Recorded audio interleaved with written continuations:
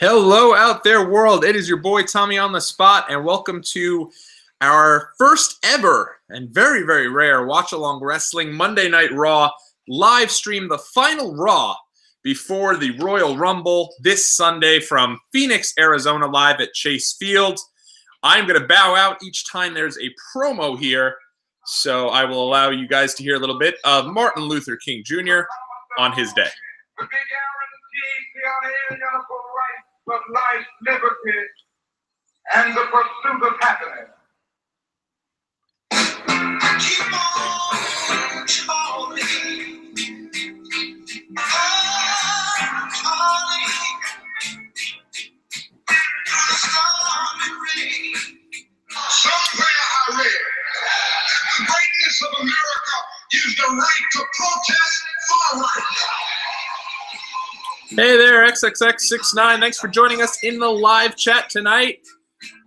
Just going to bow out here, let the promo run for Martin Luther King Jr. on his day of remembrance, starting off Monday Night Raw today on January 21st.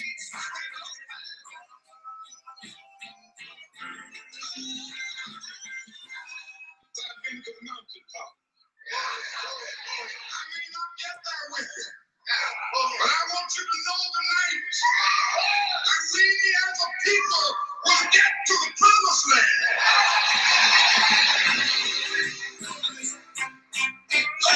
Lord, teach me how my neighbor. Lord, teach me how to treat my friend.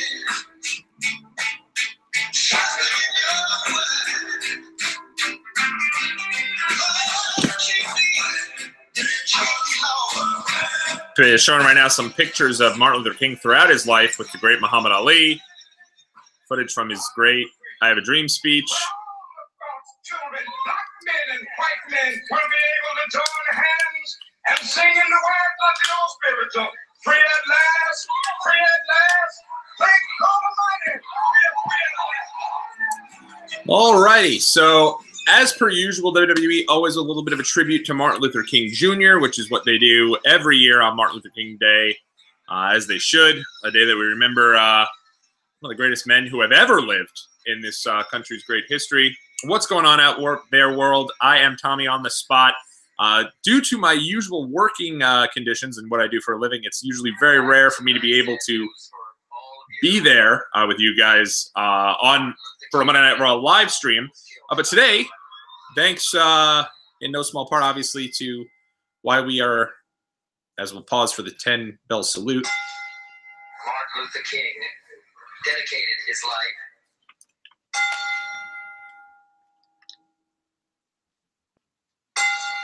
to love and to justice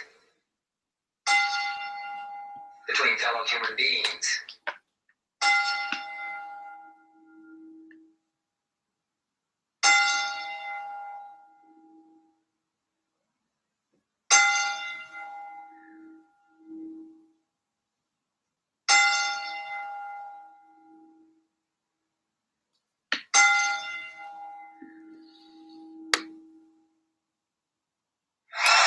And all right, now we're officially ready to go here with Monday Night Raw. Really nice tribute, touching tribute they gave to Martin Luther King Jr. Usually they do a little something, but that was the first time I remember them doing a full-blown 10-bell salute, and obviously everyone standing up and cheering and ready to go here on Monday Night Raw, the final Raw before the Royal Rumble, and that music can only mean one thing. It is the Beast, Brock Lesnar.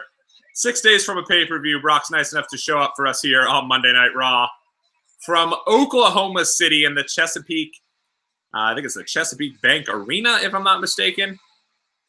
Got a cool little Suplex City shirt, looking like a new shirt for the Rumble. There's Paul Heyman. Brock always out early, so he could hit the road early, I guess, is what they say. Martin Luther King was probably the best person, was like the best person in the world. I couldn't agree more.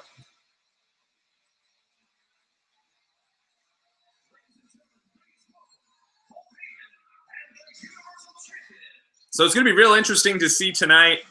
Obviously, the announced last week, Finn Balor is going to be challenging Brock Lesnar for the world title at the Royal Rumble. Brock Lesnar's shirt says, "I was there" on the back. It's a shame my brother-in-law isn't joining us in the chat. There's one thing he hates. It's the "I was there" t-shirt. Thinks it's incredibly cheesy, and would get a big kick out of the fact of seeing that on Brock Lesnar, of all people. Really, they couldn't give Brock like anything else on the back of his shirt, but I guess that they just gave him the souvenir shirt to get us going. Paul Heyman has the mic. When there's a promo here, guys, I'm probably going to bow out just so that you guys can hear it, in case there are some folks who are not able to watch along here with us and are depending on me for kind of to keep you guys up to speed on everything going on. So when Paul starts talking, I'll kind of bow out, and then we'll pick it back up throughout here. Hopefully you guys are staying nice and warm, by the way. It is bitter cold here in New York City, like 5 degrees cold. It is not fun being here right now, so hopefully you guys are a little warmer than me, and yeah. Ladies and gentlemen, my name is Paul Heyman. I am the advocate for the reigning, defending, undisputed, universal. Brock looks like he's in fighting shape, if I do say so myself. He looks great. Brock looks ready to for in-ring action, so to speak.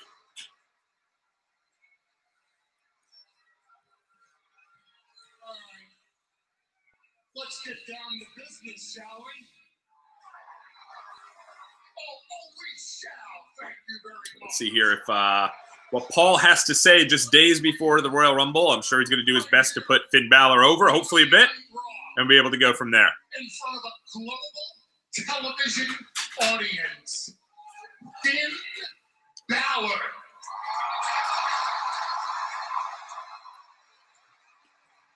Crowd is amped up for tonight. They're into it. Balor. Man, it does feel like there's quite a bit of momentum here behind Balor, you know, amongst Twitter and certainly along here in the arena to get us started. John Cena. Ladies and gentlemen, this was no fluke. There was no controversy. Finn Balor stepped up, and Finn Balor seized the moment. So much so. What Paul's doing here is really putting over the importance of Finn beating John Cena last week on Raw. Second greatest of all time. Took the microphone in his hands and said he believes in Finn Balor. It's been a big push for Balor over the last 2 weeks here, certainly last week and this week as well. So much so that the entire WWE universe has now stood up in unison and declared, we believe in Finn Balor. What if Finn Balor wins? I mean, you know, they certainly are getting behind the guy. I personally don't think it'll happen before Mania, but it would be great. Ladies and gentlemen, I believe in Finn Balor too. No knocking on the man. Supposedly it was... Balor seized the moment against John Cena, and that seems to be the theme of his entire career. And Finn Balor believes that he will show up this Sunday at Chesapeake. What's up, 420? We lit. Arizona, and get us a link to watch the show. Not too sure how you'd be able to watch. I feel like Raw's on regular TV, but certainly you'd be able to, you know, I'm sure if you looked around, if you can't get an actual live feed. But if you want to join us, we'll be giving you some live commentary throughout the show, keeping you up to speed on everything in case you can't watch the show. Oh, his TV is out.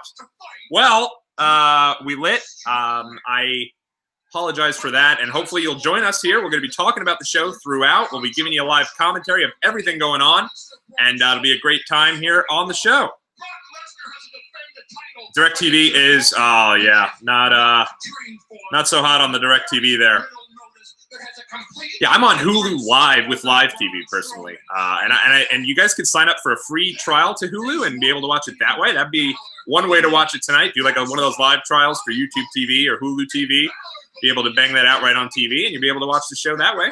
Might be an idea, something to consider. That's why when Finn Balor comes out here and he tells you he believes you should listen to him because his is the voice that matters. So Paul's really putting Finn Balor over, as he does for all the opponents of John Cena. Is the voice. Yes, it's live on Hulu. That's what I'm doing right now. I'm watching it right now. Hulu with Live TV. Sign up for like a free 7-day trial, free 21-day trial. I don't know how many they offer, but if you do that, you'll be able to watch the show live for sure. Brock Lesnar will turn. Get excited over that. My wife is sitting here watching the preview of the show. You want to say hi? There's my wife there, enjoying the show. Excited for the Royal Rumble on Sunday? I am. We're going to the show. Should be fun. You want Brock to win? I want Finn Balor to win, so. I like Brock. There you go, both of us. There you go. Watching it on Roll on Samsung, 420 be lit. Roll on Samsung, but yeah, Hulu is good stuff. Check them out.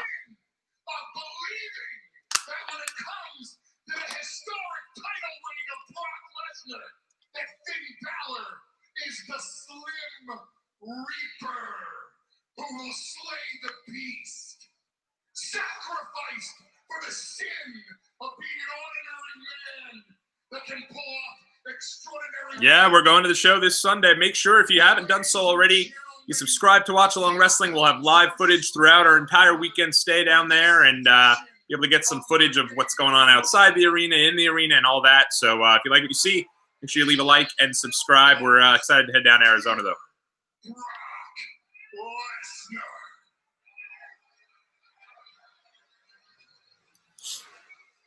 This Sunday night at Chase Field in Phoenix, Arizona, at the Royal Rumble pay-per-view event, when my client Brock Lesnar puts to bed this ridiculous notion that Finn Balor even belongs in the ring with the Beast. It will be Finn Balor on his back, looking up and saying, "Oh my God, I believe in Brock Lesnar." Wow, that was passionate. That was great stuff there from Paul. Good stuff. Cheers, buddy. Thanks so much for the subscription. Hey, it's Vince McMahon. Oh, really? Yeah.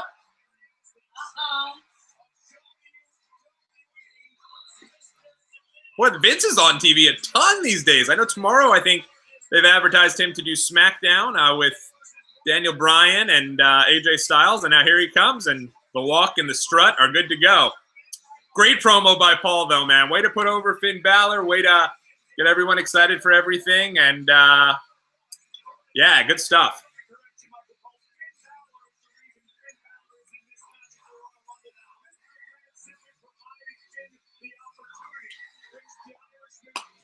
I really hope Vince doesn't get laid out with an F5. He's getting up there in age, and I'm not sure he'd get up too quick if he was laid out with an F5 here. You can tell Brock cares about this program, though, with Balor, though. He's excited. He's amped up about it. He looks ready to go, and it should be a lot of fun. Mr. Heyman, I think you're a little soft. You're a little kind here tonight, aren't you? Is that kind of old school promoter, kind of like drum up some business? I mean, for anyone to think that your pal over there can in any way compete with Brock Lesnar, that's kind of like passe. See, so Vince McMahon has never been big on Balor, and that's the story they're going with, that he doesn't even think Balor belongs there at all. They believe in this as if they believe in the old story of David and Elias. Remember them? I Never read the Bible. What's that? Let me refresh your memory. One day, David went out to the neighborhood. He ate every single mushroom he could Sure, if you guys can hear Vince, I'll turn him up a little bit. And from there, thought I'm going to go up and challenge that big, nasty, mean giant. And he did. And the giant Goliath beat the holy hell out of David. And he was never seen again until he was reincarnated as Finn Balor. Wow, so even Vince is starting to put this over here as a big match. As you said before, Finn Balor, he earned his opportunity to face Rock, and no doubt he does have fans. But any fan...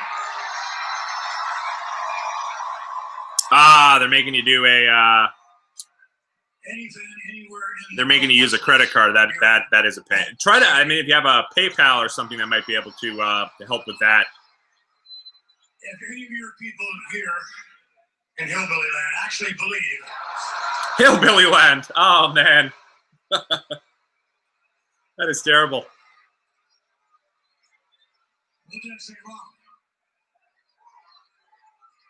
You're speaking too fast for them, Vince. Man, Vince and Paul now both lambasting the OKC crowd. That Finn can beat Brock, then you definitely all believe in fairy tales. Oh, here comes Braun Strowman now. All right. I'm in heaven. my wife is excited. All of her favorites in the ring at one time here. Oh. I want to be excited. Oh my gosh.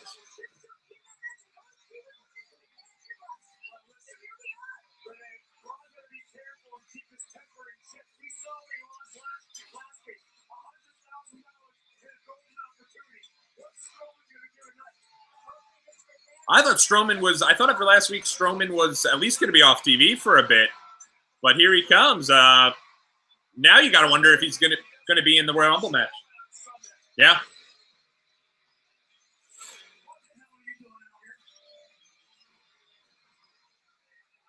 Ask you a question.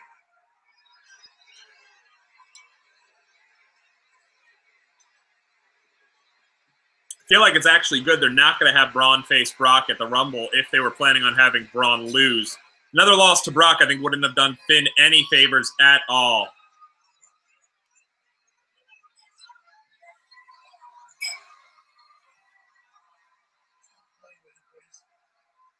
Stop playing with him, please. You know, last Monday was the worst. Yeah, Lesnar is a badass. Thanks to Baron Corbin. He cost me $100,000, and he cost me my Universal Championship match for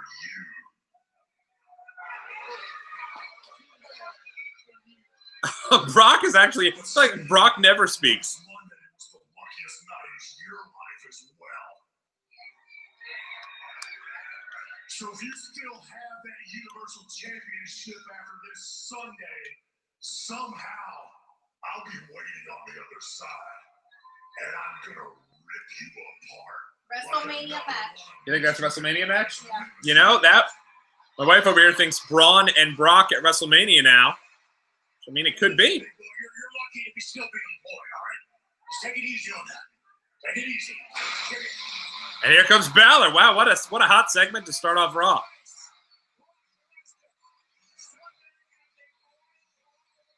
For those who don't know, Finn announced earlier he does not plan on being the Demon on Sunday, so that he's not a fan of Brock Lesnar, huh?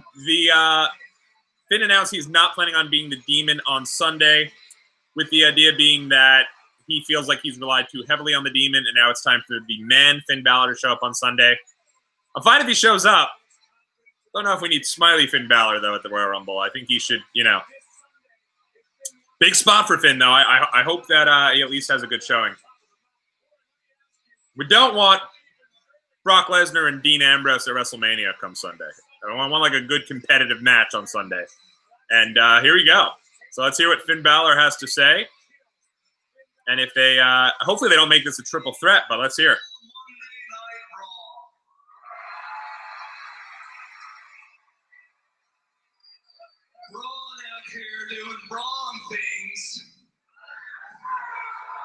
Meanwhile, I'm the guy who beat 3 other people last week. Demon Finn Balor, I like Demon Finn Balor. Does seem like that's been a SummerSlam exclusive, though, the last couple of years. Finn Balor against Rollins at Mania, that could be. That'd be great. Give them the title and have them do a rematch at Mania for the title. I earned my opportunity to face Brock. Now, Vince, I know you don't believe that I can beat Brock. I don't believe in fairy tales. Oh, Vince is just like, no, I don't, not at all. And the Balor Club believes. This is good stuff. And at the Royal Rumble, I will defeat Brock Lesnar, and I will reclaim my Universal Championship.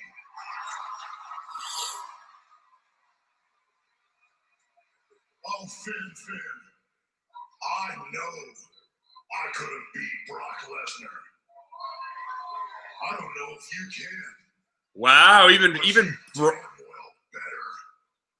okay, so but even Braun isn't even coming to Balor's defense. Thanks for the support, I appreciate it, but really, next time keep your nose out of my business because I'm gonna do something that you've never done, and that's beat Brock Lesnar. There you go, Finn. You know, Vince, you got the story a little bit mixed up. Yeah, I think I had an idea. Brock's leaving. Brock could care less. Yeah, that's right, you're all gone. Vince, you got the story a little bit mixed up. You see, David, he stood in the shadow of a giant, and they laughed. They said, you're half the size. And they laughed in his face. But they didn't know who David was. They didn't know what he was made of. And Elias fell, face down in the dirt. Boom!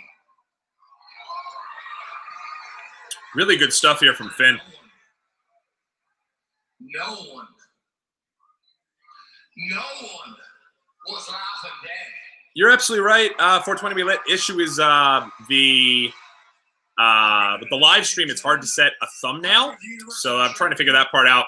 I will do the thumbnail directly after the video, though, so that will be up there for the review. But thank you, though, for that. I definitely agree with you.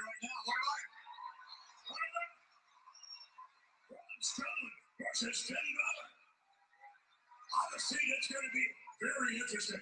Brock doesn't want to have a seat. But Brock is. Look at Brock's actually interested. All right.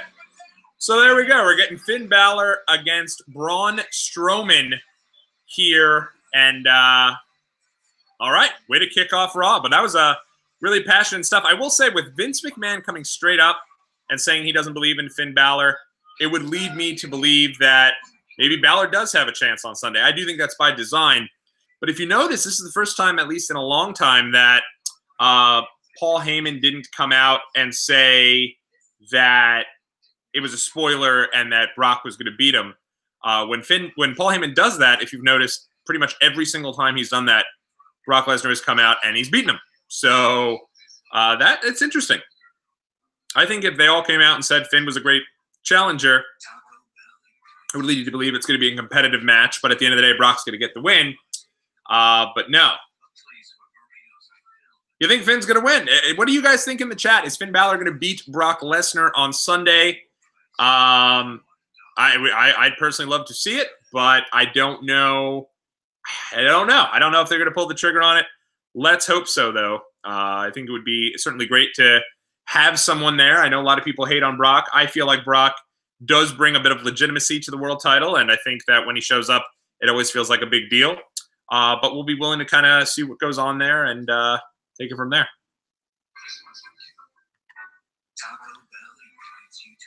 Yeah, it is true. WWE has said that, in this new era, there's going to be more opportunities and different things to that extent. So they've tried to at least shake some things up. I personally would have preferred to see somebody. I love AJ Styles, but I would have probably preferred to see someone on the SmackDown side of things challenge Daniel Bryan for the title other than AJ, whether that be Andrade or even Mustafa Ali or Samoa Joe. But good to see Finn Balor out there. I did think that Braun Strowman, Brock Lesnar was a little same old, same old. Braun was basically destroyed the last time he fought Balor. I mean, the last time he fought Brock. But that being said, I think that's why it's actually good that they're not having another match. I felt like if Braun had come out and said that, and he fought Lesnar and then lost again, I think that would have been real bad for kind of Braun's whole deal there. And so, you know, we'll see. But I think it would be definitely a good thing to kind of go from there and see where it goes. So, kind of a commercial break issue going on here on Hulu. If you guys do watch on Hulu Live, they do have some issues with commercials. So I don't get all the commercials. So I don't know. Yes, Too Sweet indeed. Throw up our Too Sweet there and get going from there. The good news, though, even though I can't do live streams on Raw every week, the week of February 11th and 12th, I will be doing a live watch-along stream of both Raw and SmackDown, so you guys can kind of put that in your calendar there and take it from there. So if you guys are around, come join along. But normally, with my work schedule, it's just really difficult for me to even watch Raw live, let alone be able to get on here and do with you guys. All right, so Finn's in the ring here with Braun Strowman. And I know a lot of folks might be confused. There was a rumor going around that Braun Strowman was not medically cleared to compete against Brock Lesnar, and that's why the match was taken off. That's actually not true.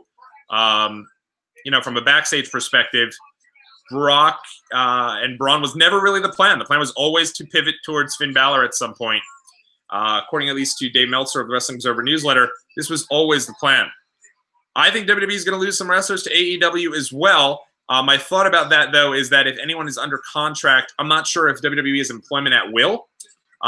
If they are, certainly I think they can lose some wrestlers to AEW, but my thought is that I don't know that they'll grant anyone their release if they do it that way.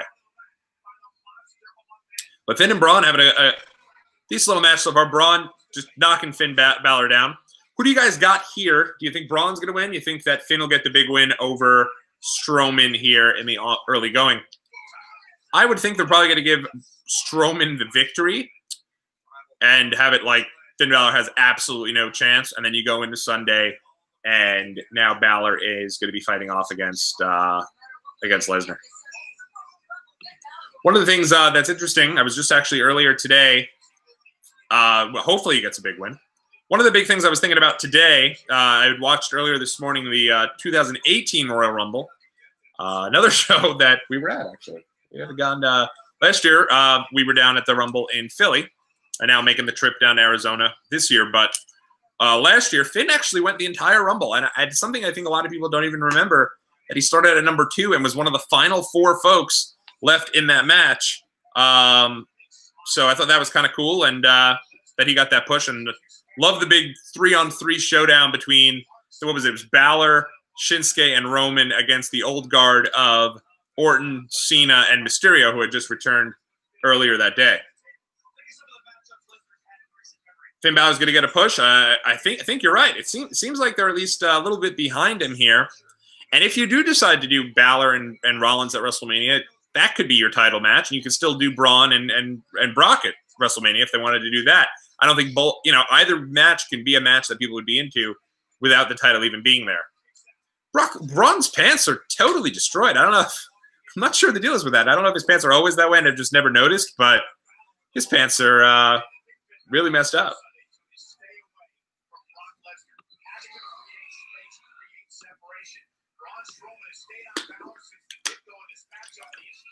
Braun with a nerve pull to Balor. One of the things I absolutely hate about Raw, and I do think it's something that has to change, is the commercial breaks. Every single match has a commercial break in it. Every single match, if it's a big match, they usually have 2 commercial breaks in it. And that kills the momentum of the match. And in my opinion, it kills... Oh, wow! Sling Blade by Balor on the outside to Strowman. But one of the things I think that's... I think it kills the momentum of the match. You can't really get invested in the match, in my opinion, knowing this commercial break coming up. And so I think that's definitely tough. Yeah, his pants are really old there. That definitely could be the case. That 420 be lit there in the chat says, we watched a video saying WWE is scared to lose Finn to AEW, so that's why they gave him a push. I had heard similar stuff about Andrade as well, that he was actually telling his friends, don't come to WWE, that the grass isn't always greener on the outside, so could be something to take a look at. Strowman now stunned and wobbly as Balor continues to come at him with forearms. Another forearm there. Now Balor gets choked and Strowman getting him up for the power slam. Now sleeper hold locked in by Balor. My thought would be here, we're not going to get a finish. I don't think they're going to have Balor or Strowman, rather, and I don't think Strowman or Balor are going to take the loss here. And Finn is still working him over with a kind of a sleeper hold / choke hold here as they bring him down. You guys are looking for something to do on the commercial break, by the way, if you want to take a step aside. I did put up a video yesterday right here on this on the Watchalong Wrestling YouTube channel looking at 7 potential surprise entrants in the Women's Royal Rumble. Something for you guys to kind of take a look at. And tomorrow I'll be loading my 7 surprise entrants that might take place in the Men's Royal Rumble. So if you're in the live chat, let me know what you think in regards to who's coming there. Yeah, you're 100% right. The WWE's roster is super loaded. They have tons and tons and tons of people amongst now, 5 separate brands. Oh, Braun throws Balor down on top of Lesnar, and Lesnar catches him down there and disposes of Balor. And we're heading to a commercial break. Are we not? I'm not sure if we are heading to a commercial break. Looks like it. Now, Brock and Braun are kind of looking at each other. Brock getting in the ring. I don't know if did they call a DQ on that?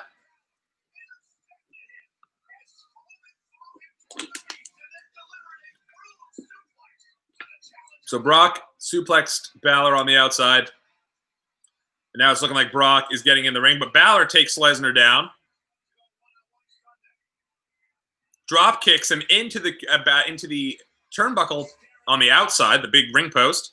Balor getting in the ring back at Braun Strowman, and now Balor goes airborne and knocks out Lesnar.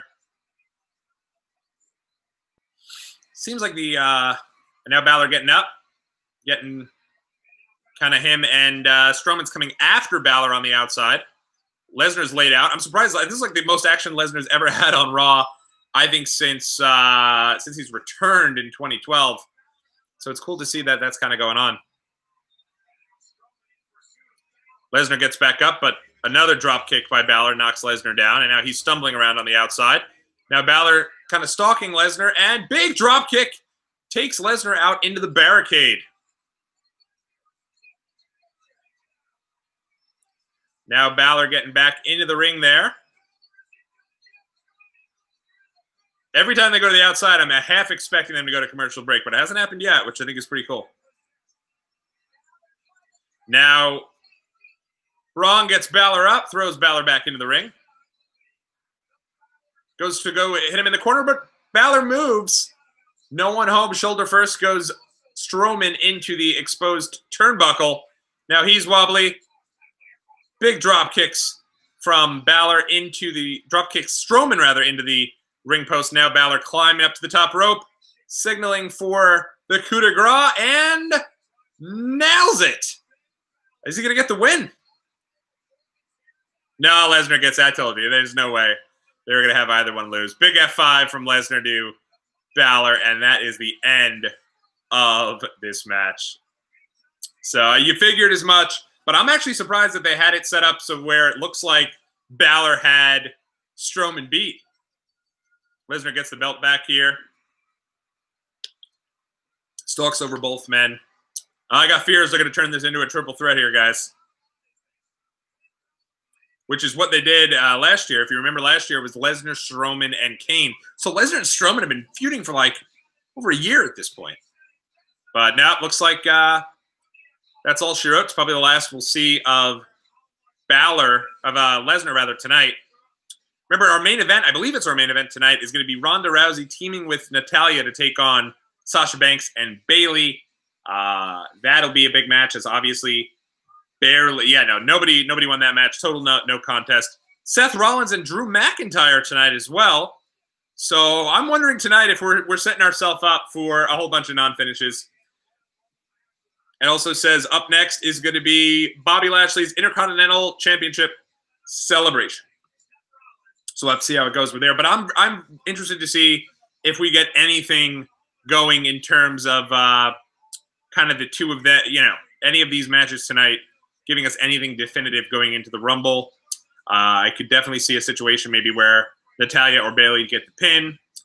They take the pin rather, and leads to that. So, but I think Raw so far has been pretty good. I appreciate the fact we didn't get a non-finish. I mean, we got a non-finish, but at least we didn't get any commercial breaks during that Balor and Strowman match, as it does drive me completely insane. So that's a step in the right direction. Thought Finn Balor was put over like $1 million in that opening promo, even though everyone is saying they don't think he's necessarily going to win. At the end of the day, if he does win, I think that it's going to be something now where it's possible. Everyone has doubted him, and now he has to show that he's a top competitor and he's a top contender and can beat Brock Lesnar. So if they had came out tonight and I felt like built him up as a viable challenger, he would have had no chance to win. Because of the fact that they built him up as being somebody who had no chance to win, I think he actually might have a chance to win. It's WWE logic, and it's all over the place there. So, but very cool.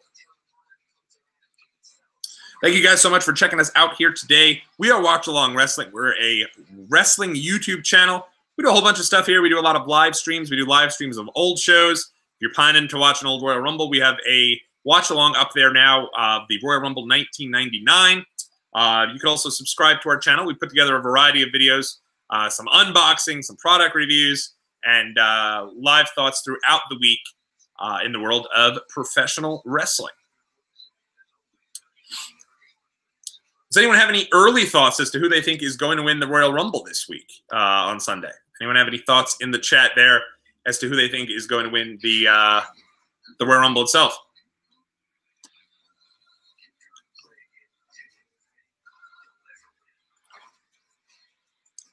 I will say for a 3-hour show, though, this is, definitely the amount of commercials I feel like are just so through the roof.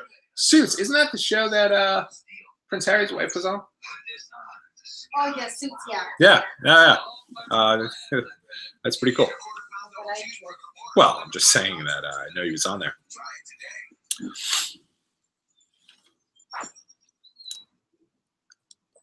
One of the things that I'm looking most forward to about the Rumble itself is just being in Chase Field, having a different type of setting for a Rumble match itself, and being at a live wrestling show in a completely different venue. I think that the WWE is at a point now where I think we're about 2-3 years away from all of the big 4 pay-per-views being in live environments like a stadium, like rather than an arena, having that stadium atmosphere normally reserved for, WrestleMania, obviously. I do think that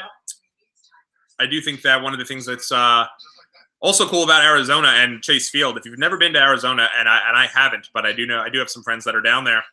The Chase Field itself, where the Arizona Diamondbacks play, is one of the really cool venues to go watch a baseball game.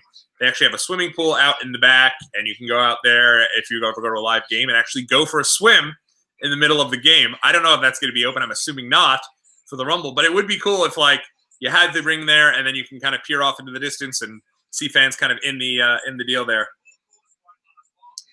XX69 says Becky Lynch is going to win the World and Women's Royal Rumble because it's going to be awesome. Asuka versus Becky Lynch, and then Asuka is going to win.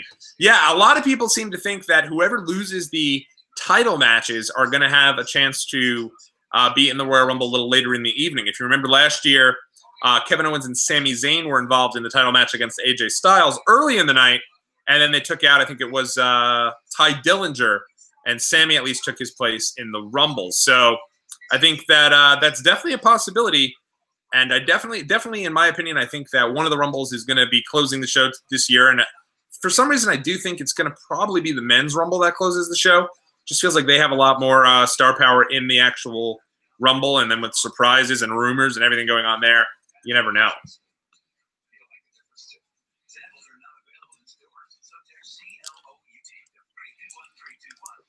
We're on a commercial break here, and now we are – oh, thought we were getting back into the actual show, but not so much so far here. Let me know some of your favorite Royal Rumble moments. There we go. The show is now finally back. It looked like it was back when they flipped back. So there's Renee Young and Corey Graves, Michael Cole, breaking down all the action and what to look forward to at the Royal Rumble this week. The whole deal of you could order the WWE Network for free still, which is completely crazy to me that they still do this, where you can get the WWE Network for free. I think end up with like a 3-month free trial. And you can get the Rumble and WrestleMania and everything else that comes on the road to WrestleMania for free. Good old Bobby Lashley. Got to give him credit. First time Intercontinental Champion. I thought when he came back, he, it was one of these deals where nothing was really connecting, but I actually think Lio Rush has really added to the character, and he's really kind of helped Lashley get to that next level by just being completely obnoxious. And Lashley's good in the ring, so I feel like Ambrose and Rollins didn't need the Intercontinental title anymore. I don't think there was any reason to be feuding over it. So I think that let's see what Lashley can do with the belt. And here comes Lashley into the ring with Lio Rush, and we'll listen to Lio Rush and see kind of where we're going with this Intercontinental Championship celebration.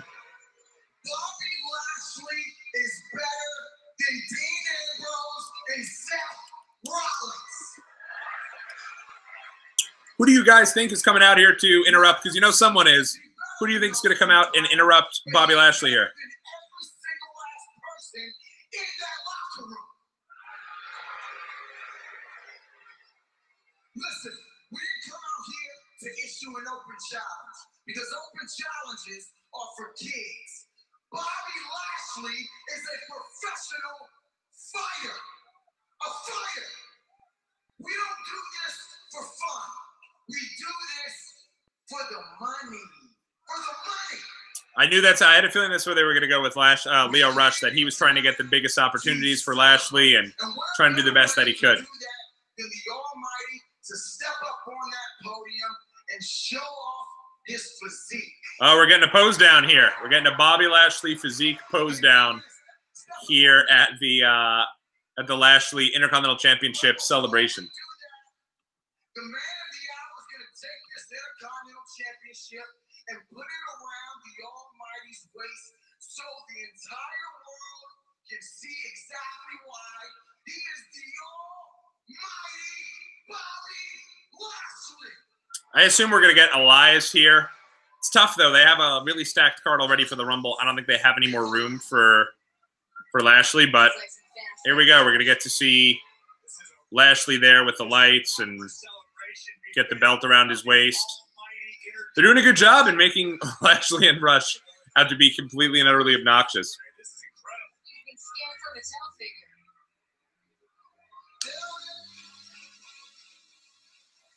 Oh, Apollo Crews. Apollo is somebody that they see. So one thing I have a big problem with last week with Apollo, he was standing there and he was the first guy online to challenge and go talk to Vince McMahon to go against Brock Lesnar at the Royal Rumble. First guy there.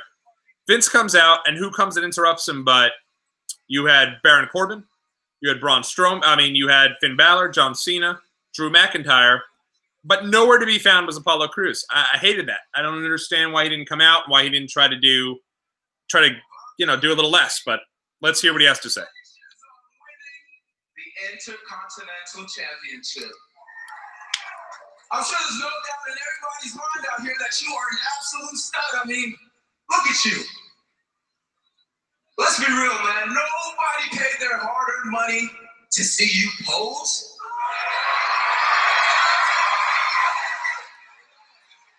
They don't want to see you compete. Now, I know it's not going to be a championship match because, well, you already made that clear. Looks like Apollo Crews and Bobby Lashley gonna get it on here. You can't hate on Rush there. He's probably right that Apollo has not done much of anything in his run here in Raw. So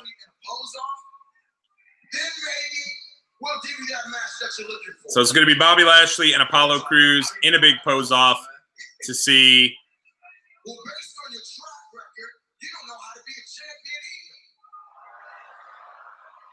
Leo is really good on the mic, I will say. He's a really good smarmy heel, to say the least.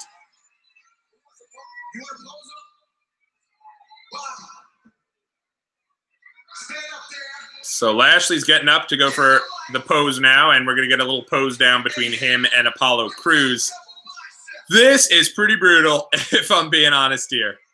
But Lashley's getting up with the double dupes to start us off, and we'll see if Apollo Crews falls in line with what Leo Rush wants, or if we just get a match. But Apollo's standing there and laughing at Lashley as he gets up there and does the pose. Now Apollo's getting up there. Problem with Apollo is that we've not seen much of any real personality, and now here he is doing this big dance. But the crowd is behind. I think the crowd is just super hot because this is as silly as there can be. But Apollo's up there doing Hogan poses, and Lashley's getting upset. Lashley is, I mean, chiseled from stone, if I'm being honest. The guy is an absolute beast. Both guys are obviously in incredible shape, but Lashley in particular, I've always heard the thing with Lashley is that he doesn't even work out. He can do anything he wants. He can eat whatever he wants, and yet the guy is just ripped. Now we're getting Apollo to come back up there. He's dancing still. I don't know where all this personality's come from, though. The guy has literally had no personality throughout his entire run, both in NXT and in WWE. And now he's up there, and we're supposed to think he's funny and laugh along. It's a little tough. Not working for me. But they've got to do something with him.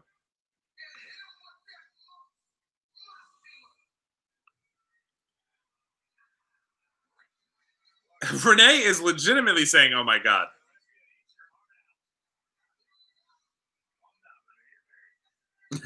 Corey Graves said, calm down, Renee, you're married.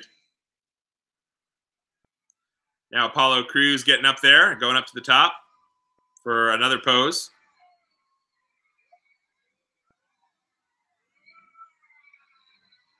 In his own right, Apollo Crews. Oh, now Lashley finally attacks him. You figured we were going to get a big beatdown at some point. I mean, this is very silly. But Apollo gets Rush up there, throws Rush to the outside right on top of Bobby Lashley, and away we go. And now Apollo poses for the crowd, and that was a segment that we'd probably like to forget. Tomorrow's show is pretty stacked, though. You've got Daniel Bryan and AJ Styles having a face-off with Vince McMahon out there. You've got Andrade seeing, just Andrade now, I guess, going up against Rey Mysterio, 2 out of 3 falls. Mustafa Ali against Samoa Joe. So really good. And I think Mandy Rose against Naomi as well. So good stuff all around.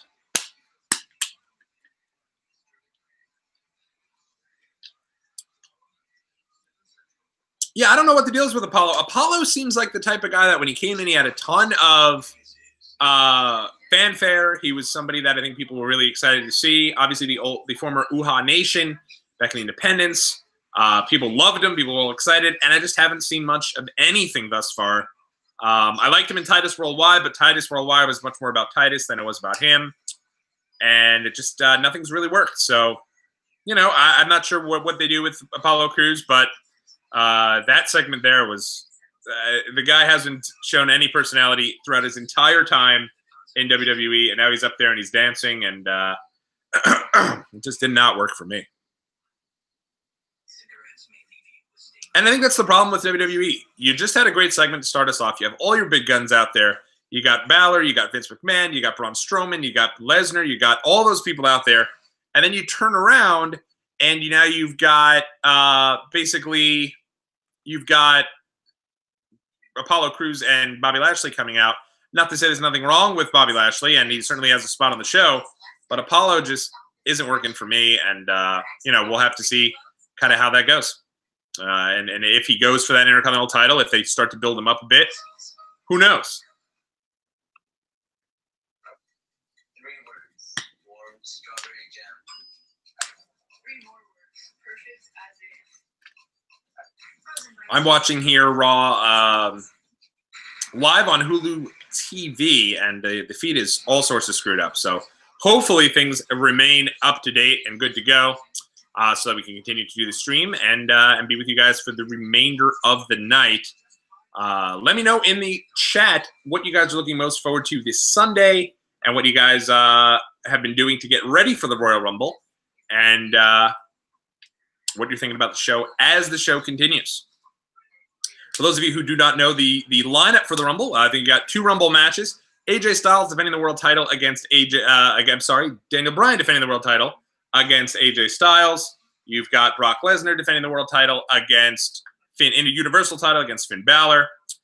Becky and Asuka for the title. Sasha and Ronda for the title. Shane McMahon and Miz going up against the Bar for the tag titles. And then you also have Shinsuke and Rusev for the U.S. title. And then you have Buddy Murphy defending the title against Hideo Itami, Akira Tozawa, and Kalisto. So I think that match will be great. That match I'm sure will be added to the pre-show. But for the cruiserweights, they always bring it. They always tear down the house, and it'll be cool to see kind of how it goes.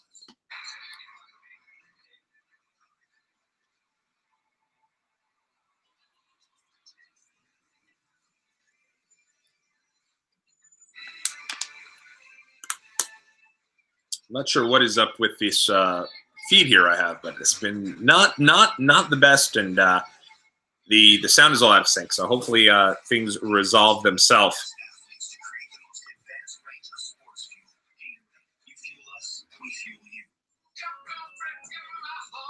I'm interested to see how they book the Ronda Rousey and Natalya match tonight, going up against.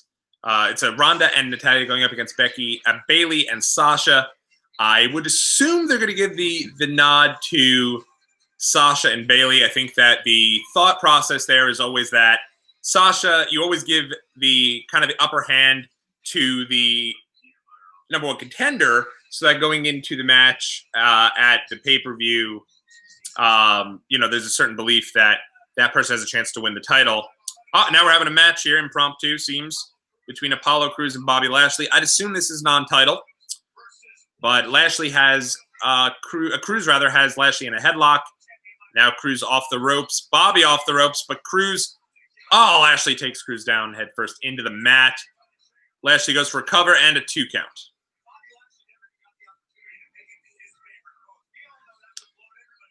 Little ad on the bottom talking about TakeOver Phoenix this Saturday as well.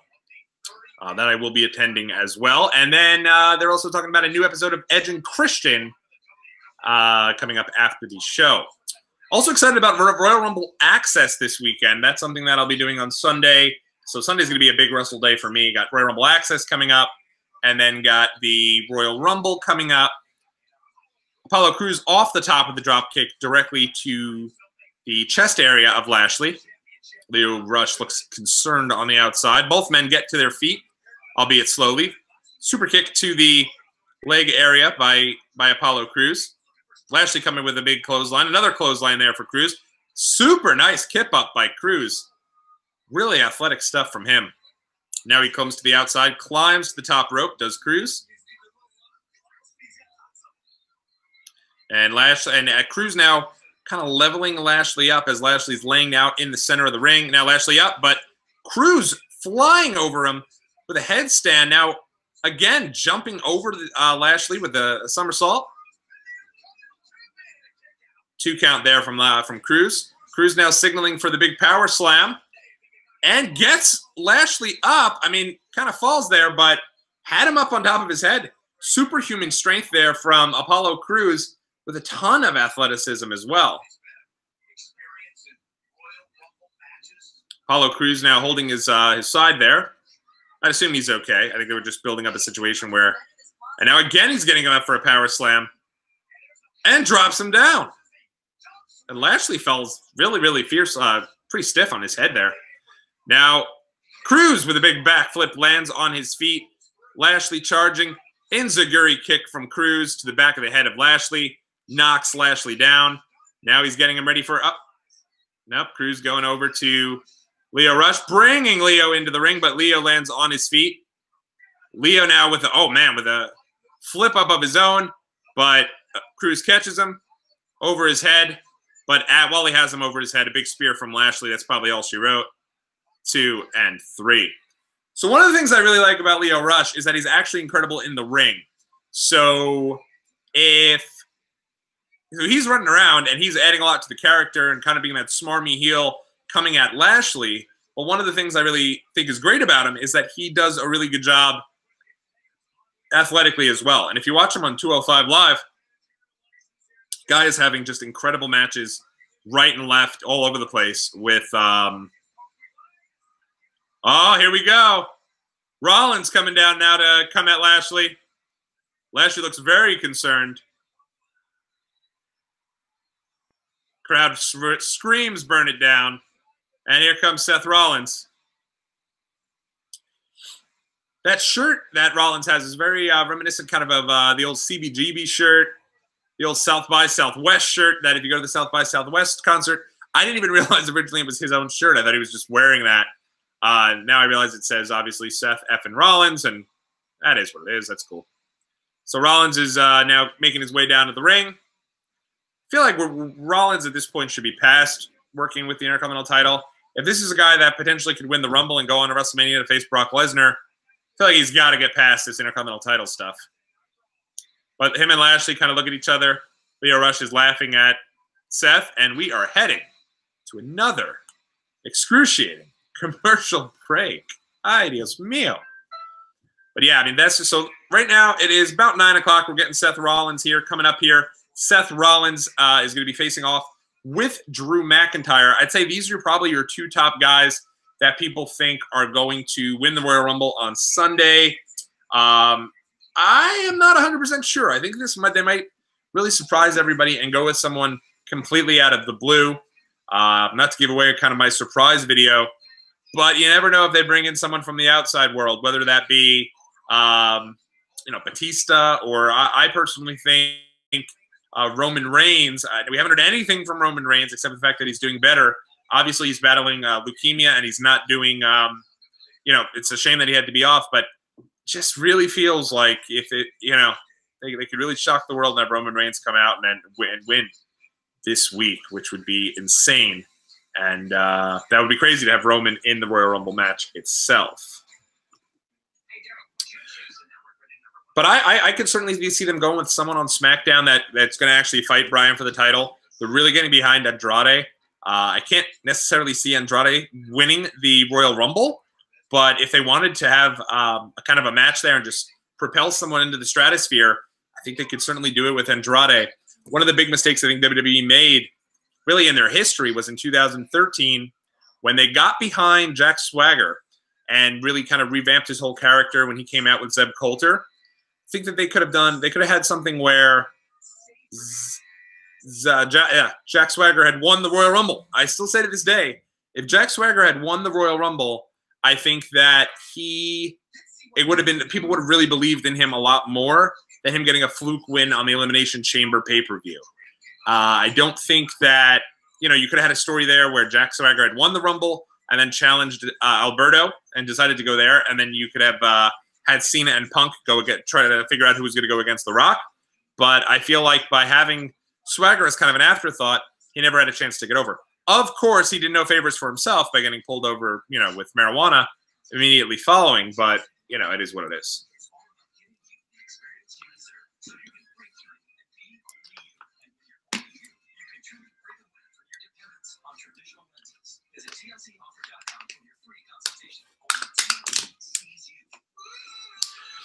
Yeah, I'd be very surprised if you saw either of these guys, McIntyre or Rollins, get a win tonight. I think that you're going to get yourself a big schmoz. I really thought this had a chance to end the show. With this match coming up now, I'd assume that means you're going to get Ronda and Natalya ending the show, that tag match. Ronda and Natalya against Bayley and Sasha Banks. Because I really thought that this match would end the show and then it would just be a big schmoz and you'd have everyone in there and they'd have their clip for the Royal Rumble where they have all the guys in the ring and they go off the air with everyone excited to kind of do that and see where it could go. So we'll see. But this match just it feels like it would do nobody any favors on TV to get a clean finish. So what I'm thinking we're going to get is you're going to get a match here between these two that goes through a commercial break, comes back from a commercial break, and then ends with a schmoz, which is going to be pretty frustrating. Little preview here for Total Bellas, which I have not had a chance to check out thus far. It's crazy to me the show is still on the air, especially now, with the Bellas pretty much removed, at least to a certain degree, from WWE. I mean, it's certainly possible they show up on Sunday in the women's match, but it seems like they're going to be on Jimmy Fallon. So you know what? They probably will be in the Royal Rumble match if that's the case. But Total Bellas is still going strong. As I will bow out now and let you guys listen to Seth Rollins.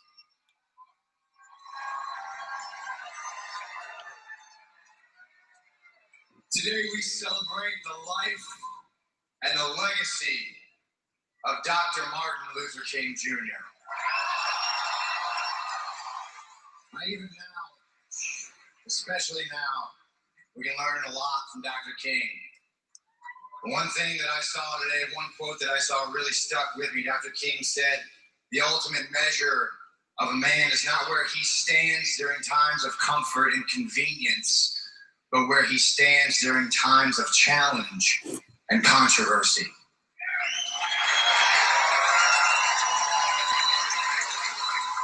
And that hit me a lot because my life's kind of been nothing but challenge and controversy as of late. A few months back, I was standing in this ring.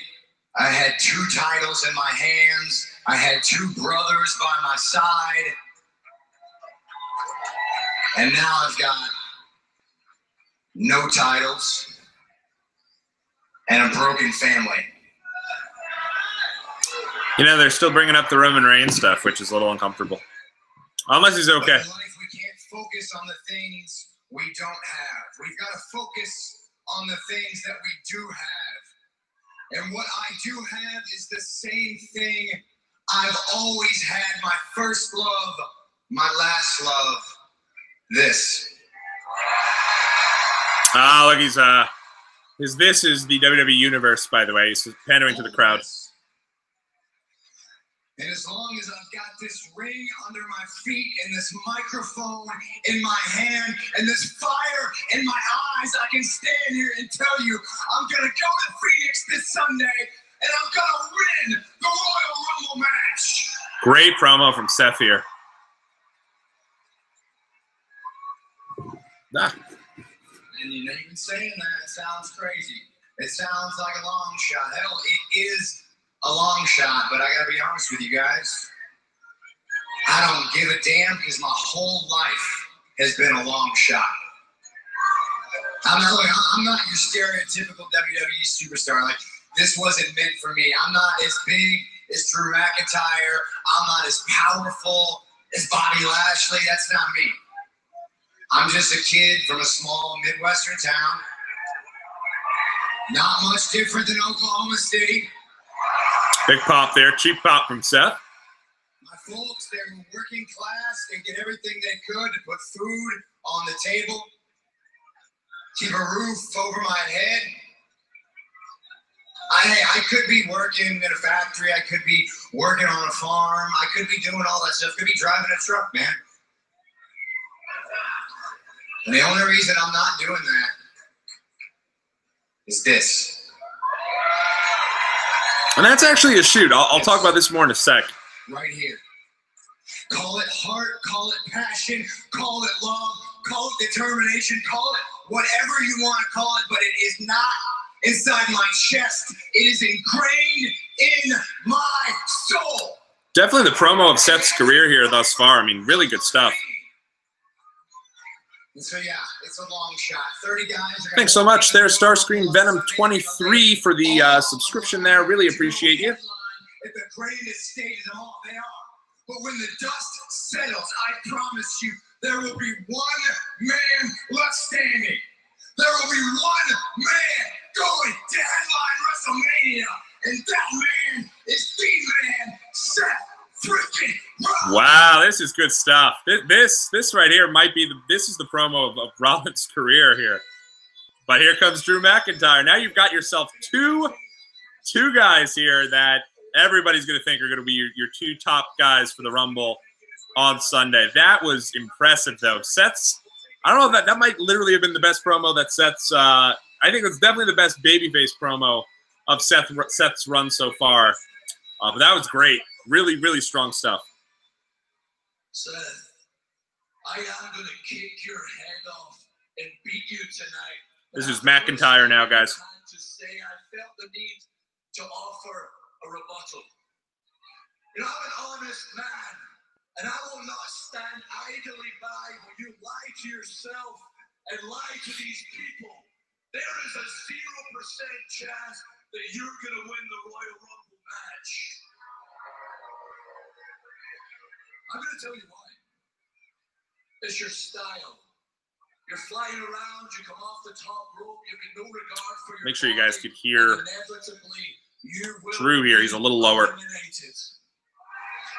But what would happen if you took all that heart you have, all that passion, and you harnessed it, and you put it in the body of a 6'5", 265-pound Terminator? You would get Drew freaking McIntyre. Wow, this is really good stuff here between these two. But I know how much this means to you. This is everything to you. This is your life. So I really hope and I pray that we're in the ring together at the very end of the Royal Rumble. Because I want to look you in your eyes right before I throw you over the top rope. And you have to listen to the ring announcer say, the winner of the 2019 Royal Rumble and the man that's going to go to WrestleMania and win the Universal Championship, Drew McIntyre. A lot of fire from both guys here. They are both primed. And we're getting ready for McIntyre versus Rollins. I'm sure we're going to get a couple commercial breaks, which will grind my gears. Here we go with the first one. But that was a great promo. One of the things I really appreciated about it is that both men legitimately have a ton of passion. Both men legitimately love this. Both men are really into what they do. And what I really appreciate about it is that you have these two guys who are, you know, first off in Rollins, he legitimately, if you remember from the CM Punk documentary, Punk even talks about when Punk was running the ROH dojo way back in the day, and he was kind of on top of the Ring of Honor school as their instructor there. Rollins had came to the school and tried to sign up and be a part of it, but at the end of the day, just didn't have the money for it. Because remember, as he says, he is, you know, small town guy. You know, he's from Iowa. Still has the school in Iowa right now where he trains people himself. So to hear him say that you know, wrestling is something that he just loved, and wrestling is something that really inspired him and motivated him to keep moving, that's a shoot. That's the truth right there. So that's really cool. I like that a lot. It's good stuff, and really nice stuff there from Rollins. Then you have the other side of the coin, which is Drew McIntyre, who's a guy who was pegged as the chosen one by Vince McMahon. If you remember, on an episode of SmackDown in like 2008 or 2009, Vince McMahon came out, pegged Drew McIntyre as the future of WWE. Didn't work out. There's a ton of reasons why. McIntyre, I think, was married to like Tiffany, the old ECW general manager from back in the day. They ended up having some sort of falling out that was like over SummerSlam weekend, where there was a ton of press around, a ton of things going on. And when that happened, that kind of soured the WWE on McIntyre. They end up moving him into a comedy act with a three-man band, doing that whole deal. And they end up really kind of just like not doing anything with Drew until eventually he's flat out released, goes on to the Indies. You know, if you follow me on Twitter, you can see I was at Evolve Wrestling this past week, and I was blown away how many main events in Evolve that Drew McIntyre did. He was the Evolve champion for a while.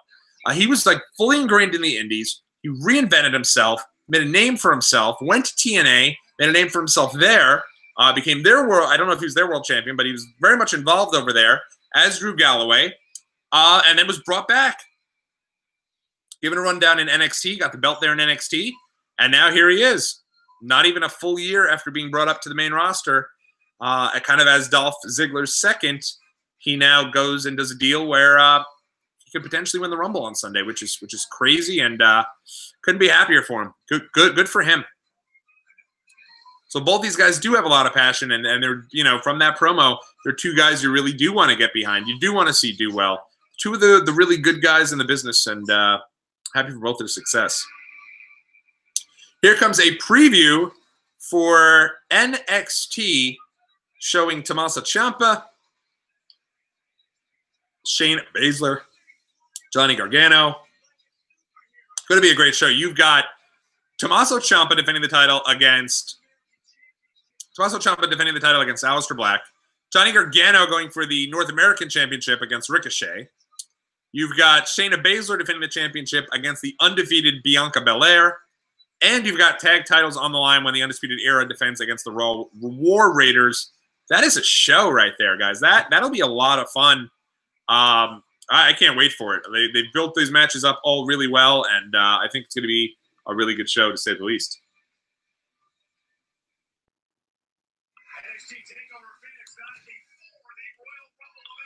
And now here we go. Seth Rollins and Drew McIntyre. Again, I'd be very, very surprised if they gave us anything here to continue with. If this ends with a finish, I'd be very surprised, as you're basically getting your two top contenders potentially to win the Royal Rumble going one-on-one here as Rollins comes off the top rope with a flying forearm, taking Drew McIntyre down. Drew McIntyre kicking out at 1.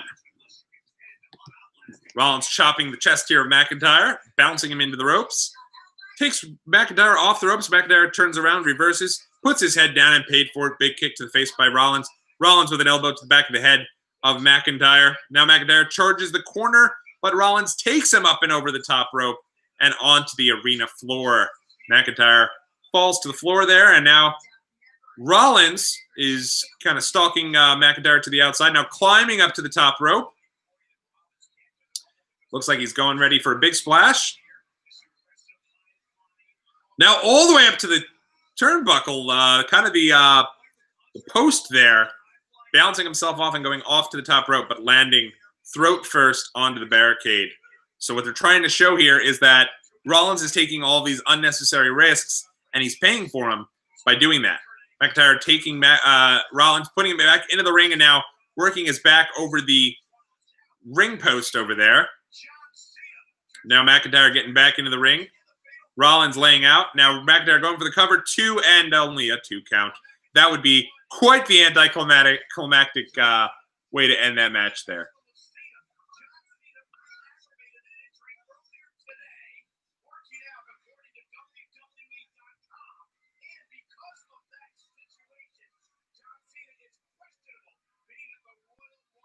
Wow.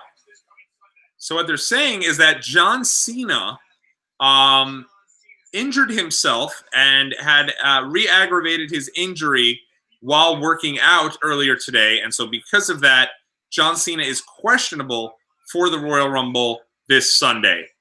Couple things. Number one, that, in my opinion, could be he just isn't on this show. So they're giving you some reason as to why he's not on this show.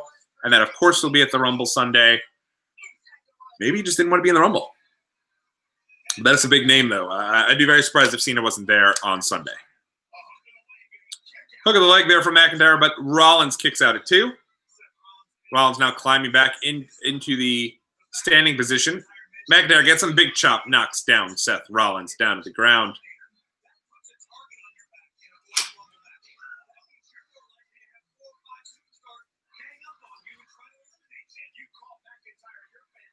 McIntyre now coming over.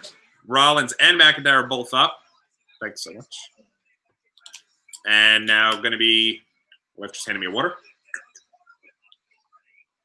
Clutch on her part too. Talking for 3 hours is not easy.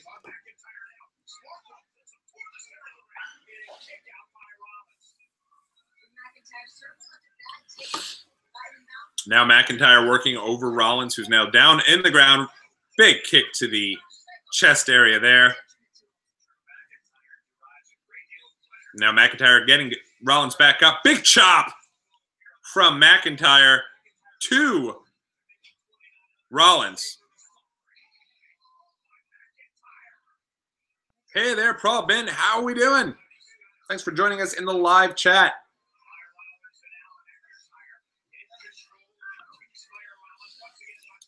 And now McIntyre with a big flip of Rollins to the mat. Rollins is down. McIntyre working him over, goes for a cover, now working on the arm of Seth Rollins and really twerking it back there as Rollins gets back to his feet. Oh, big kick as Rollins was going for a leapfrog kick there. So again, they're continuing that story of every time Rollins goes for something that's high risk or every time Rollins goes for something that's high flying, McIntyre's able to chop him down, which is what McIntyre said is going to cost Seth Rollins the match. It'll be interesting to see if that happens on Sunday.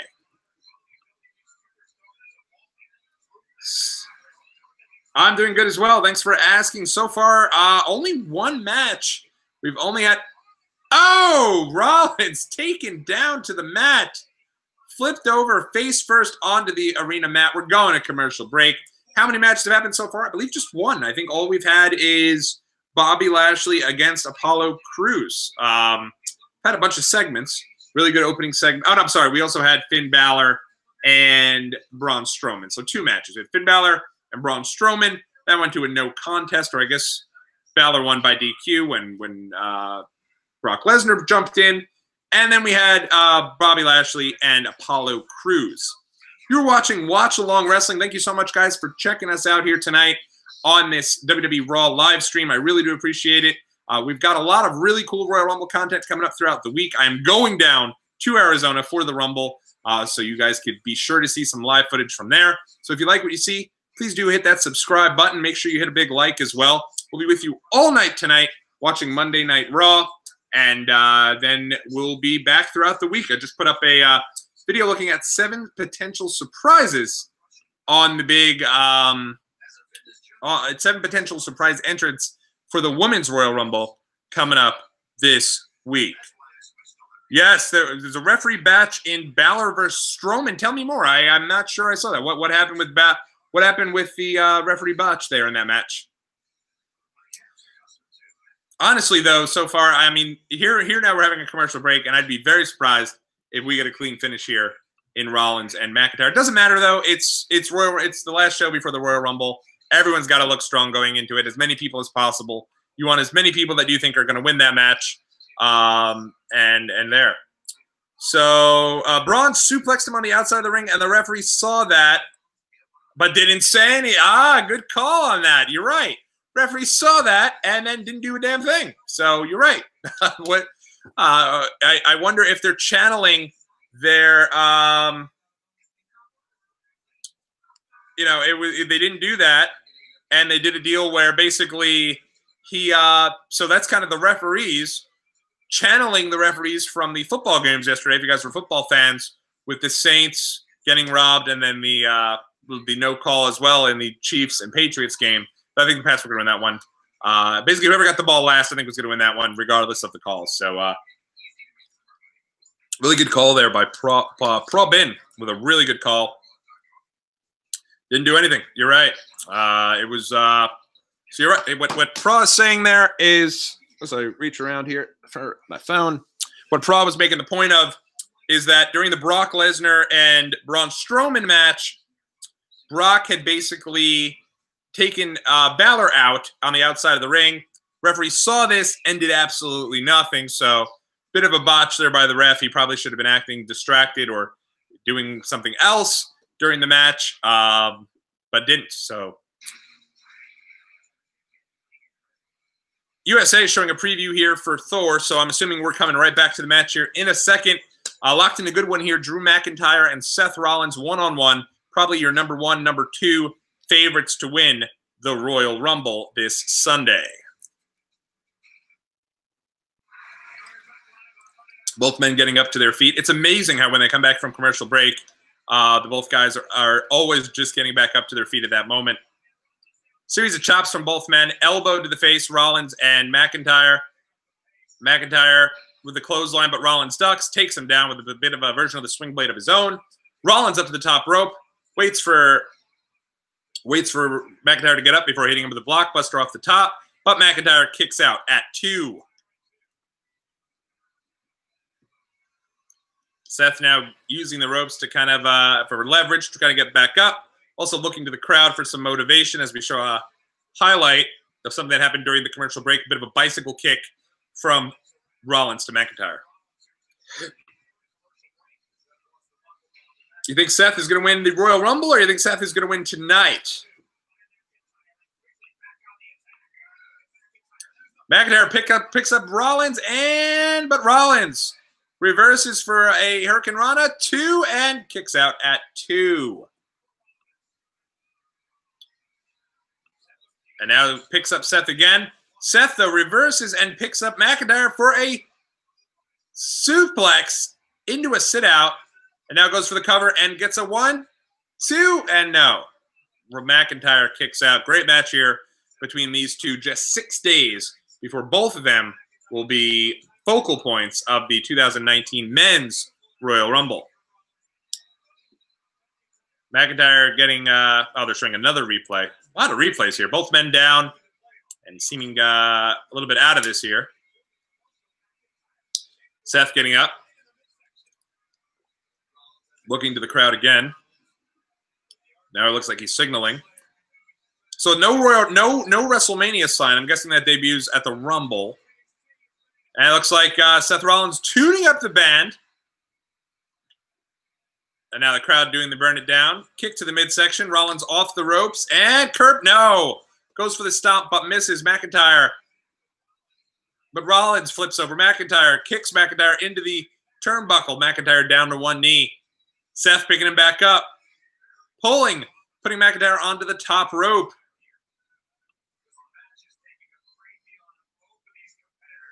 Everyone has said that it's tough to do that with the wrestler photo with the thumbnail. I do it. It's hard to do it when you do a live stream, though. So, unfortunately, I'll have to put that on afterwards and then hopefully go from there. McIntyre is hanging in the tree of woe as Seth Rollins climbs to the top rope. Oh! McIntyre gets up, flips Seth over for a monkey flip, but Rollins lands on his feet, charges to the turnbuckle, and goes shoulder first into the turnbuckle. McIntyre going up, but a big super kick. Rollins catches McIntyre in the super kick. 2, and he goes down there.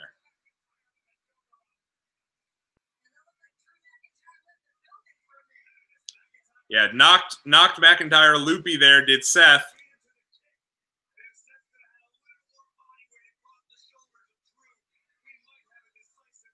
Crowd chanting, "This is awesome." Both men down. I'm surprised we've gotten such a competitive match between the two.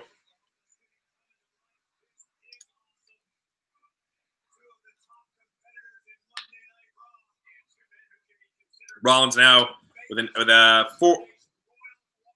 punching McIntyre in the face. McIntyre with a punch of his own. Now they're exchanging chops in the center of the ring. Both men back to their feet. Now exchanging forearms. Seth getting the upper hand on McIntyre. Oh, both men head first. Double headbutt. Both men are down.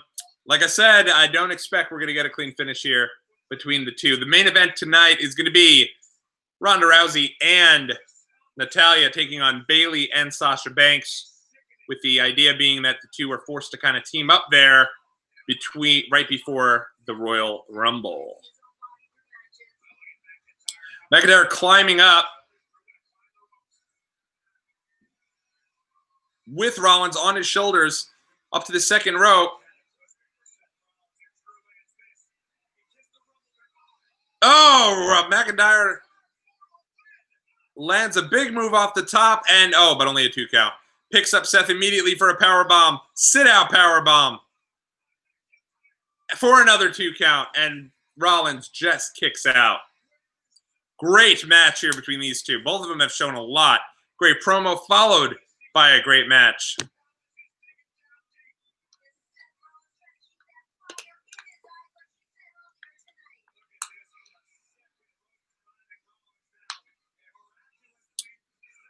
2 count. But both men being able to get up. I agree. It's great to see the women's revolution has now led to a point where the women are main eventing just as many shows, if not more, than the men. But that is at least the only advertised other match we've gotten. I could be off, though, but I believe that is going to be the main event of the show.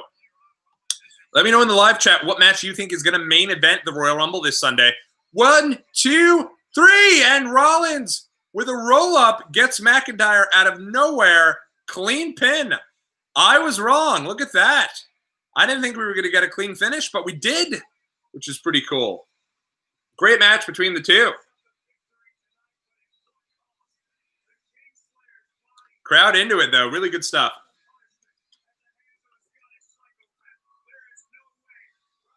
That fan over there giving Seth a big pat-ski on the back as they show some highlights from the video package. I mean, from the match itself. Crowd really into this entire thing. They've been great. You know, a city like Oklahoma City, you don't necessarily expect everybody there to be as amped up as they normally would be in, let's say, Philadelphia. Or, oh, look at that. We're getting Ronda and Natalya against Sasha and Bayley next. So now we don't know who will be the main event segment because I have no idea where we're even at time-wise. It's only 9:30, so we got plenty of show left. And we're getting Ronda and Natalya against Bayley and Sasha Banks. Hey, look who it is. It's the Revival.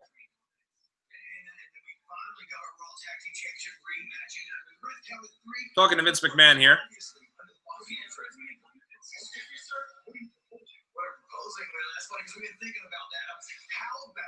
How about we get one more opportunity at the Raw Tag Team Championships? One more opportunity, and this time we get a special guest referee. Yeah, but not any referee, somebody with perfect 20/20 vision, going to call it right down the middle. Somebody who's not going to get pushed around and put up with their cheating. Please. Thank you. He's a good guy. Hey, it's Kurt Hawkins.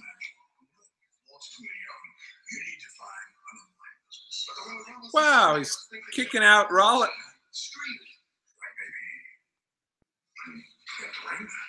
Yeah, that would be a good one. Maybe. And this referee guys are talking about for our match. Yes, a referee, but for our match. I've never seen all the 3 counts. You're so smart, so knowledgeable. Yes. Yeah. You'd be good. You'd be good. You'd be a good little hand in the ring. Please respond. Yeah, good. All right, so pretty crazy segment here out of nowhere as we go to commercial break. First off, they announced it is going to now be Ronda and Natalya going against Sasha and Bayley next. So right after the commercial break. So stay tuned for that.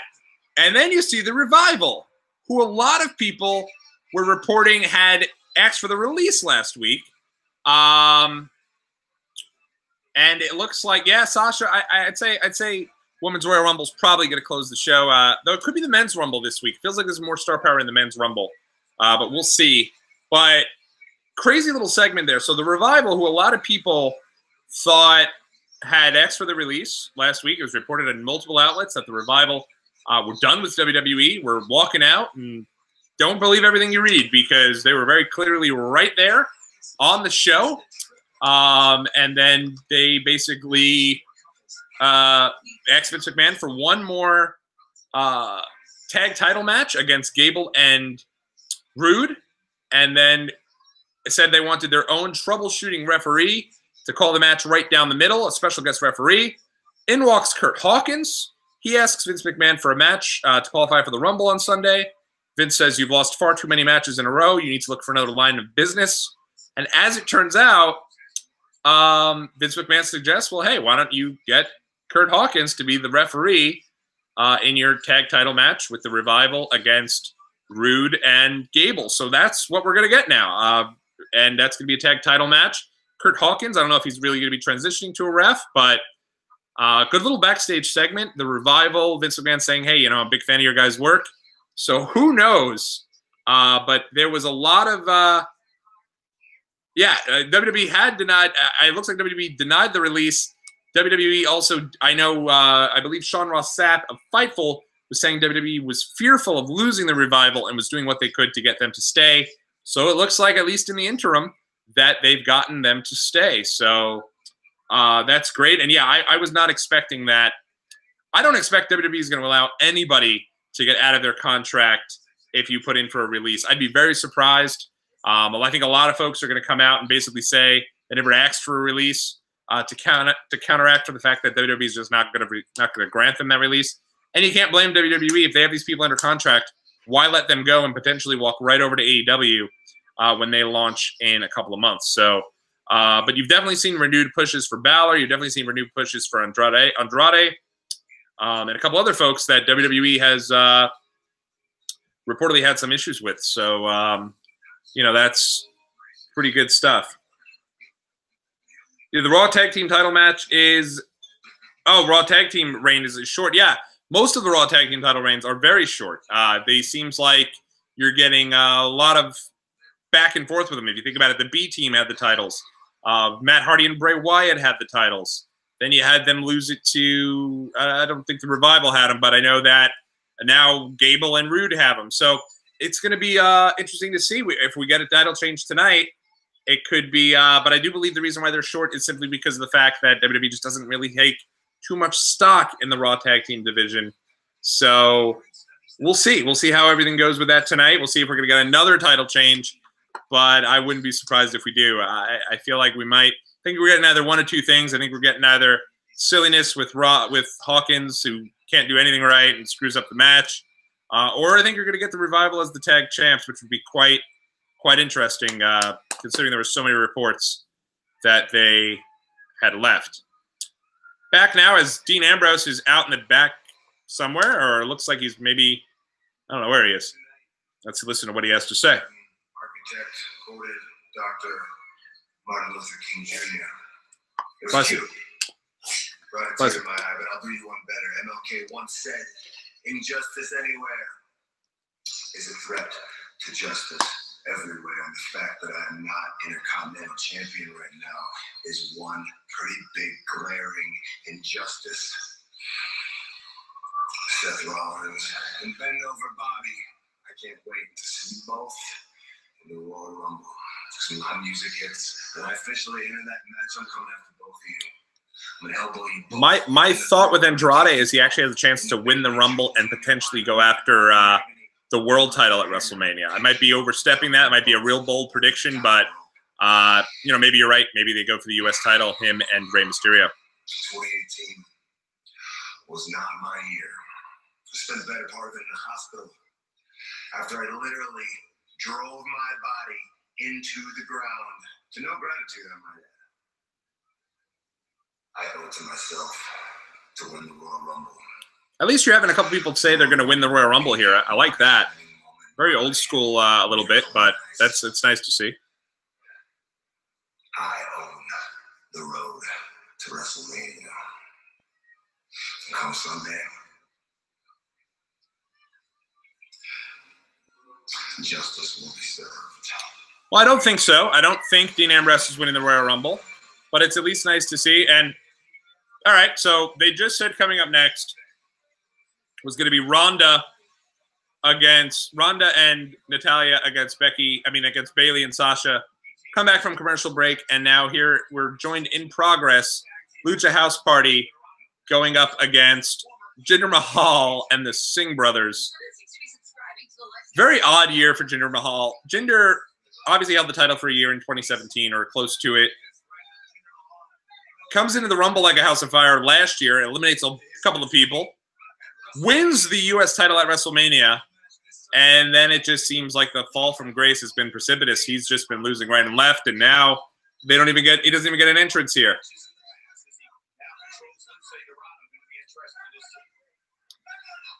Women's tag team division, the women's Raw tag team division. Yeah, what I'd expect is you're going to get Sasha Banks and Bayley, and then you're going to get Ember Moon and Dana. No, I would say Ember Moon and Nikki Cross, and then I would also say a couple people from the Riot Squad there. I think you're probably going to get like Liv Morgan and Sarah Logan. Seth beat Drew, by the way. And then on the SmackDown side of things, I think you're going to get Carmella and Naomi, and you're going to get Sonya Deville and Mandy Rose, and then you're going to get the Iconics. So I think that's going to be your 6-woman Elimination Chamber match at the Elimination Chamber pay-per-view immediately following the Rumble. So that's cool stuff there, and definitely gives you something to kind of look forward to. Who I think will win those tag titles, I think it's either going to be Sonya Deville and Mandy Rose, or I think there's an outside chance Trish and Lita get added to that match, and they walk away with the tag titles for that first-time reign, which probably be a little disappointing to some folks, but two legends, you know, two Hall of Famers. What can you do? This is very odd that now these 205 Live guys are on Raw as members of the roster, and it's nothing of what they're doing on 205 Live is ever mentioned. Kalisto's going for the Cruiserweight title at the Rumble, and there's nothing that anyone's mentioning about him. And on top of that, you have Lio Rush, currently a big part of the storyline with Bobby Lashley. And on top of that, yeah, I hear you on the, Lana and Naomi. You might be right about that. Lana and Naomi instead of Carmella and Naomi. Iconics would be cool. They are a legitimate tag team. Doesn't seem like they win too many matches, though. So it would be a bit of a push to get them over as a legitimate tag champions for the first tag champions when they're losing matches right and left. But I love the Iconics. Their theme song is one of my favorites, and I think they're great. So it would be cool to see.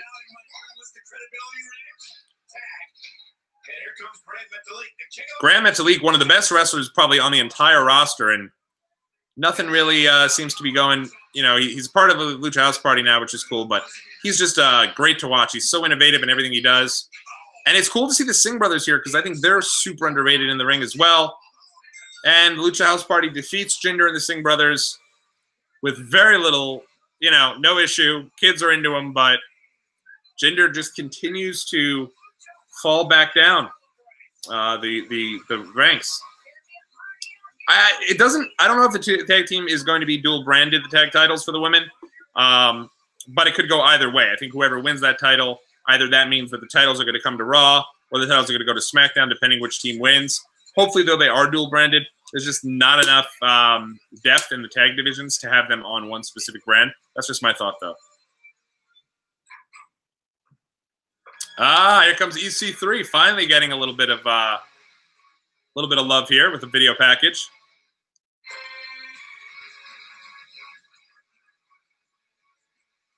Showing him taking off his dress shirt and getting ready, has his gear on. I wonder if this is a preview for the Rumble as well, or if he's coming out next.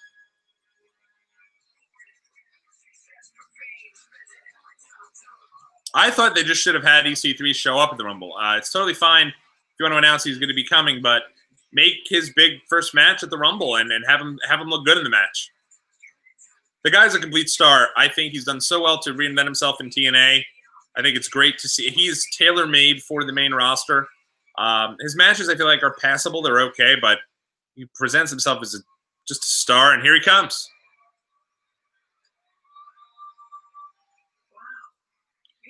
This is Dana Brooke here and EC3. I'll bow out. Let you guys listen. Possibly. And do you weigh your food? That is really important. How much fat do you eat during a day?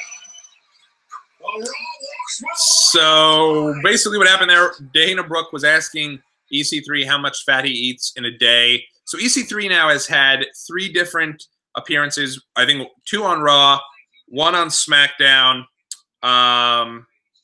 and basically hasn't done anything yet. He hasn't even said a word. He's just kind of been there. So interesting to see where we go with EC3, whether he's in the Rumble or whatever.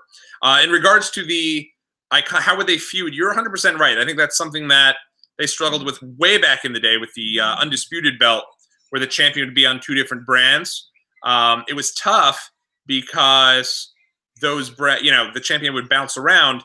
And the issue that we had with that was while the champion was bouncing around, they ended up, you wouldn't really have too many feuds for the champion. So you're right with the tag champions being dual branded, kind of going back and forth there, whether they're going to feud. But yes, I think it could just be that they're on both shows, and then 1 month Raw will have the tag title match, 1 month SmackDown will have the tag title match, and they can kind of go from there. So we'll see, and it'll be interesting to kind of see how they can go from there and what they could do. But I'm excited for the tag titles. I think it'll be something that's cool and something that is something to kind of something a little different. And having the tag, I like the idea of the tag title matches taking place at the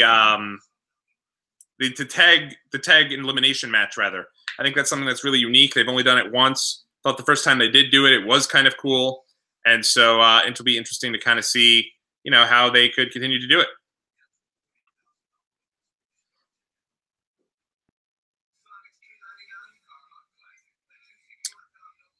Yeah, Dana Brooke seems to be face and heel. I'm not too sure. They keep having her team with Ember Moon, and then they had her team with Alicia. You're 100% right. It's a real big mystery as to what the heck is going on with Dana Brooke. Seems like she's bouncing around a couple of different times. I also am very interested to kind of see where they go with that. They've never really even mentioned it, which is very, very strange. So who knows? But I think that it'll be interesting to kind of see where they go from there. So it looks like, though, when we come back, we're going to be walking with Elias. Elias coming to the ring. He's kind of an outside guy. I don't see him winning the Rumble, but I think he'll definitely get a little bit more play than he did last year in the Rumble. Last year, if you remember, the Rumble was just 6 days after Raw 25, when Elias had that great segment where he laid out John Cena, probably the highlight of Raw 25, and had a lot of momentum going behind him going into the Rumble, and then was unceremoniously tossed by John Cena, which I think killed whatever momentum he had.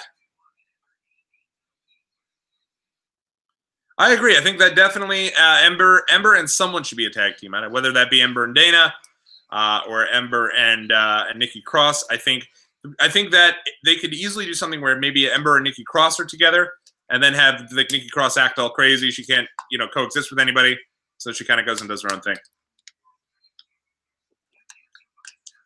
Another promo here for some show on Sci-Fi, so that probably means that we're going to be back on the air here on Raw in a minute. But you are watching along with me. I'm Tommy on the Spot. Thanks for checking us out here on Watchalong Wrestling. If you like what you see, make sure you hit that subscribe button. I also have a really cool video up looking at the 7 potential surprises for the Women's Royal Rumble that I think you guys will get a kick out of, and I'll be doing my video for the men tomorrow night. So let's take a look at let's listen in on what Elias has to say.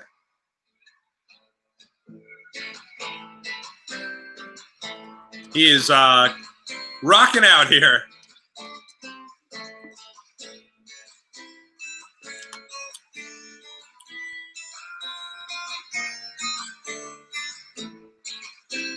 Oh, Ember and Lana. Oh, okay.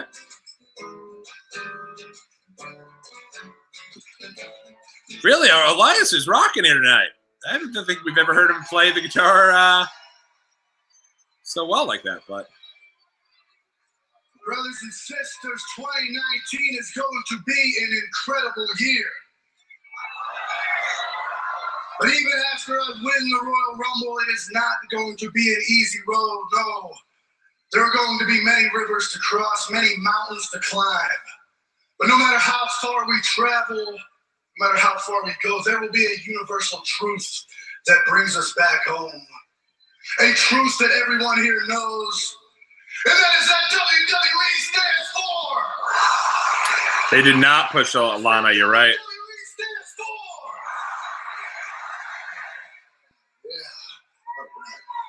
Yeah. Man, Elias, super hot over here. Look at the crowd with everyone with the phones up, and they're into it, man. I have written a song. I've got to say, this might be my finest one yet. You know he's not going to be getting into that song. I think we're going to get Baron Corbin interrupting this. Hey, and on command, here he is, the Constable himself. Still rocking Constable clothes despite no longer being the Constable.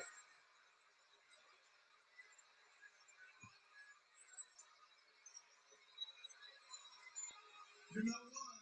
All of you can shut up too. Man, Corbin, I will say, the guy gets more heat than anybody, and it isn't close. He does his thing. A lot of people can say whatever they want about him, but the crowd hates this guy. You ratted me out to Braun Strowman, and you almost got me killed. He was, Elias said he was hoping. What is wrong with you people?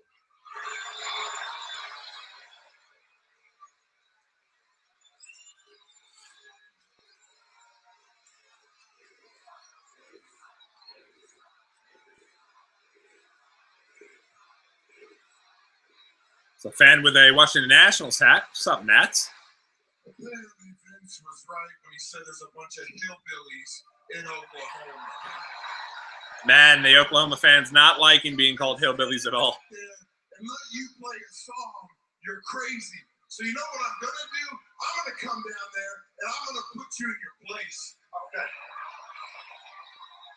Okay, Corbin, I don't know what world you're living in, but you're not the general manager anymore. You can't do stuff like that. So guess what? Elias is going to sing his song right now. Yes. So Corbin said he was going to come down and put Elias in his place.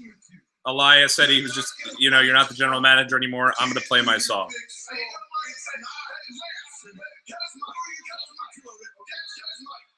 So Elias was telling somebody in the back, Lance, to cut his mic, and now Corbin is trying to talk, and nobody could hear him because of his mic being cut.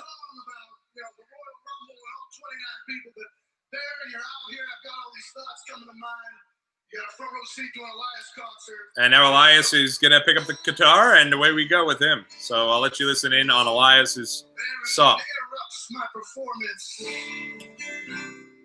Will this ever end? Baron against Elias. Do we really need to see that again? No, we don't. Like the Royal Rumble, you don't stand a chance. I see it so clear. What you need to do is shut your mouth. Baron looking very frustrated here. Nobody cares about you. The people are growing tired. And while you still wear that stupid vest, don't you remember that you got fired? This is good. This is good stuff.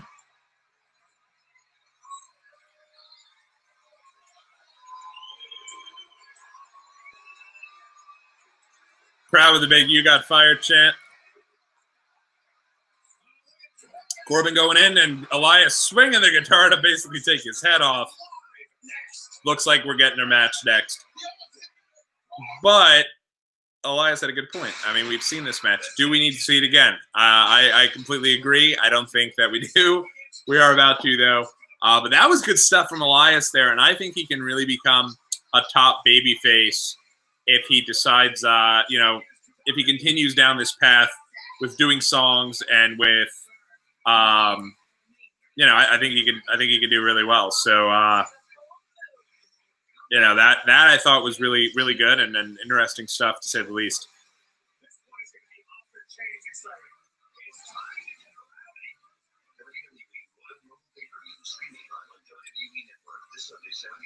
Crazy that the Rumble is already upon us. It's one of these deals where I feel like they do a really good job with the Rumble each year. It's my favorite show of the year, and I think that they do good. So I'm excited for it. Rumble's always a good time. Rumble's always a good show, and hopefully it does not disappoint this year. Obviously, in the past, there's bad Rumbles, but it's still a Rumble, and I think there's always good things to take away from it, regardless of who is in the match and regardless of who looks like they're going to win that match. So we shall see. It'll be interesting to see kind of how it goes, though, you know, and taking that from there.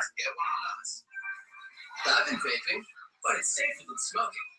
You know, one chill pod contains as much nicotine as 20 cigarettes. And we'll see from here what happens with Corbin and Elias as they come through after the break. But I would say these guys are both kind of in a similar position right now. You've got Corbin, who is just probably the most passionately hated guy, and then you've got Elias, who is one of the fan favorites, but almost like a fan favorite similar to, I'm not even sure how to compare him. I don't even know how he's necessarily comparable, but I think he does, you know, a good job in his role, and hopefully continues to do well, kind of looking at where to go from there. So it'll be interesting.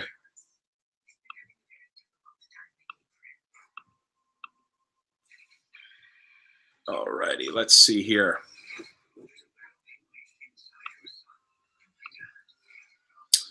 And yep.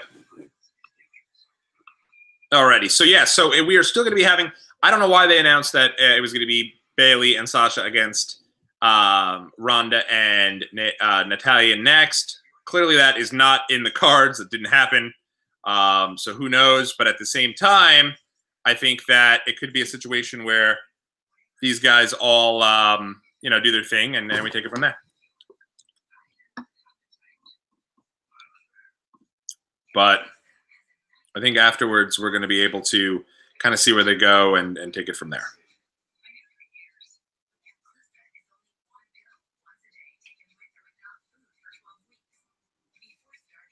Let's see. Let me see. All right. So, yeah, so there we go.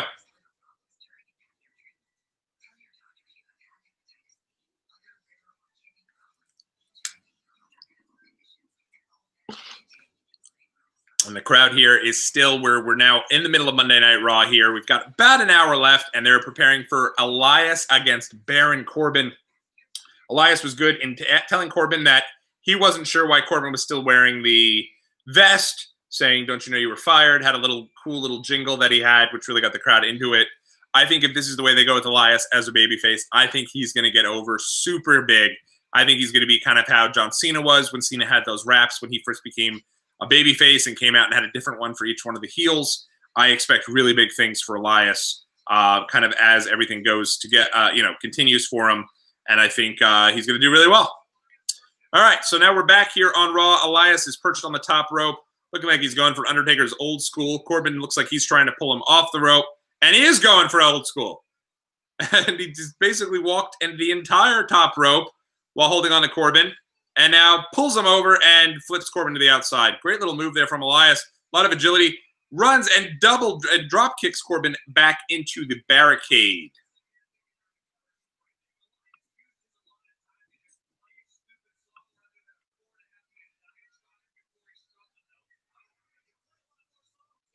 Corey Graves making a point that if Elias had just got to the point and just started playing his songs, he'd be able to do a lot more than if he, didn't just came out and did a big diatribe and talked and babbled on forever and ends up wasting more time than if he were to just play the damn song.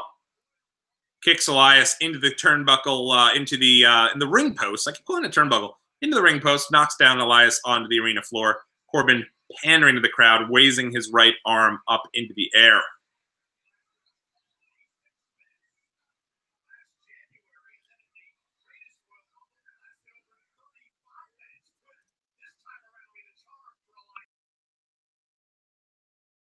All right, able to catch that there, so you guys didn't have to hear a big sneezeroo.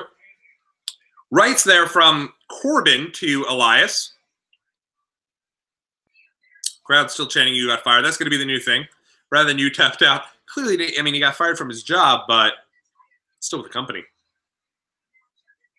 I'll be honest, I'm actually more intrigued for the Revival match than I am even about anything else on the show. I'm hoping the Revival get the tag titles tonight. I think it might happen. The Kurt Hawkins as the referee is interesting. At least Kurt Hawkins has something there. They got to have a segment with Vince McMahon on the show.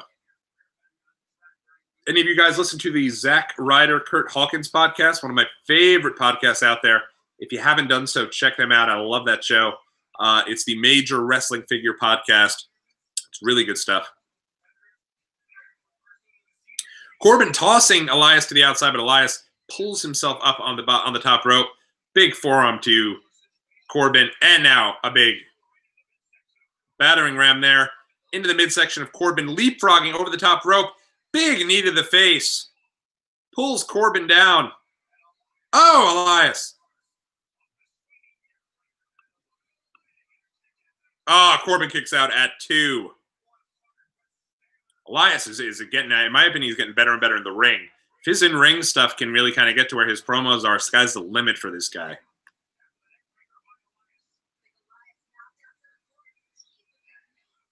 It always is. Now, Corbin getting smashed in the corner by Elias. Referee has to pull Elias off of Corbin. Now taking Corbin, trying to Irish whip him into the rope across the ring, but Corbin hanging on to that top rope. Now Corbin hitting Elias in the throat. Deep 6. Oh, end of days. I apologize. End of days. 1, 2, and 3. Corbin with a win over Elias. So they're not done with Baron Corbin. He's someone I think they still view as a viable heel. If you notice, Corbin was the one who came out last week and was a part of that 4-way. It wasn't Elias. I think they definitely still see some stock in Corbin. Not as much as probably as they did when the dude was literally having like 3 or 4 different segments on Raw. He was opening every show with a 20-minute promo. But I do think he right now is probably your #1 most hated heel. You've got to give the guy that. Good little match there, though. They had a good one there. Elias taking the pinfall. Corbin beating Elias here on Raw. And Corbin now holding his hands in the air and fans having absolutely none of it. Royal up next is going to be Alexa Bliss. And it's going to be, they're going to be the Royal Rumble edition of her talk show. I had thought that they had announced that it was going to be Otis on her talk show, but I'm guessing not. So we'll see. A little preview here. They're showing a preview for WWEshop.com.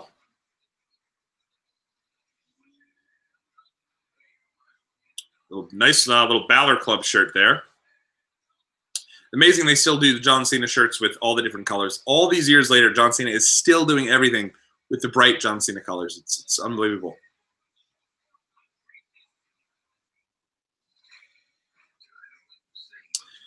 Additional 50% off clearance prices on WWE Shop if you guys are interested. Make sure you do take advantage of that tonight. I always say, if you want to buy something on WWE Shop, wait till Raw or SmackDown. You're going to get something from them at some point.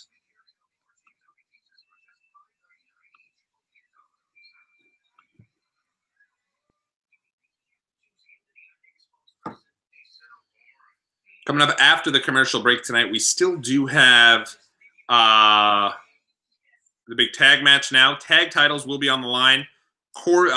Chad Gable and Bobby Roode will be defending the tag titles against the Revival. Kurt Hawkins is going to be your special guest referee for that match, so that'll be something to kind of take a look at. And then, obviously, the main event is going to be, it should be Ronda Rousey and Natalya going up against Bayley and Sasha Banks. So that'll be something to kind of look at and think about as well. And we'll continue to go from there. So good stuff.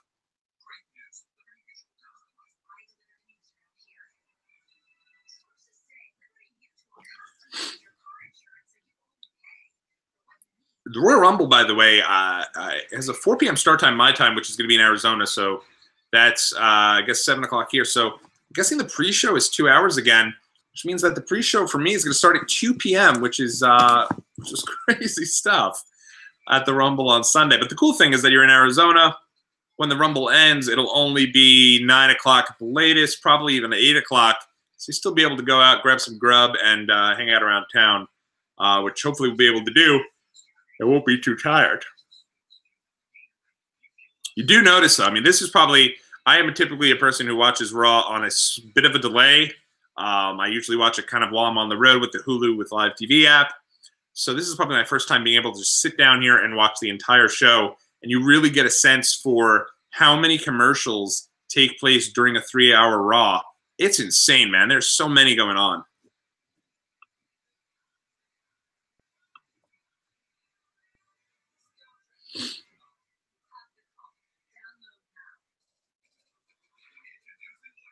So we'll see, though, kind of what happens from there.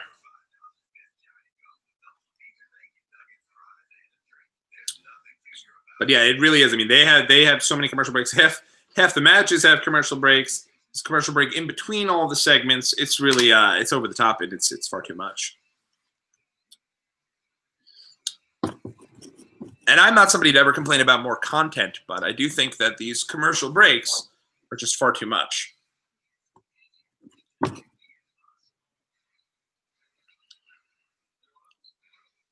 Some big here, big promotion for Thor, which is what I'm not quite understanding. Another preview here for Total Bellas, with the preview being is one of them having a midlife crisis. Haven't had a chance to watch yet, but maybe at some point. Well, here comes Alexa Bliss. I'll bow out for a little bit once she starts talking. Moment of Bliss time on Raw. I think she's actually done well with these segments.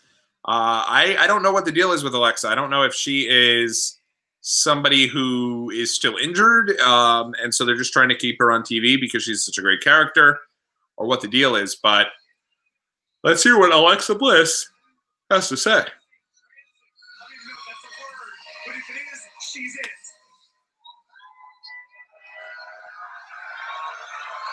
Crank that up for you guys. Be able to hear what Alexa Bliss has to say on a moment of bliss. Thank you.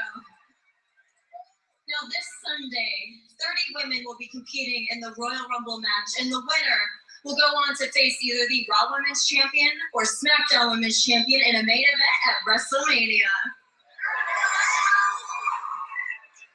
And now, a moment of bliss exclusively presents to you some of your 2019 Women's Royal Rumble participants. Oh, okay, so they're going to show us some of the participants for the Royal Rumble for the women. And they are... Oh. It's like you... I'll let Alexa tell you. Two.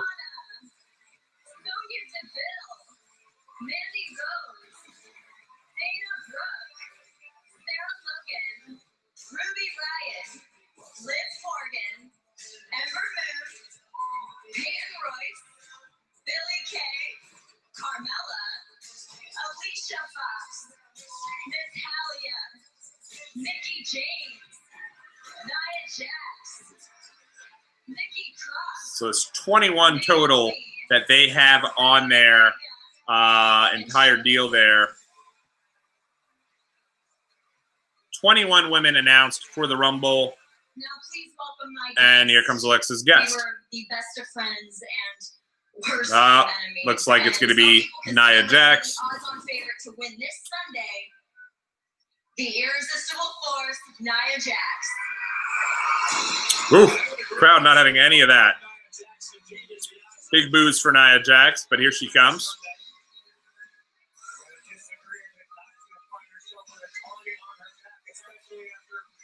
Corey Graves saying that it looks like Nia would have a target on her back, which is what most of the folks that are, you know, your big bruisers that are usually in the Rumble don't usually have the most success. Now, Nia, let's just cut to the chase here, all right? If you win this Sunday, you have your choice of champions to face at WrestleMania.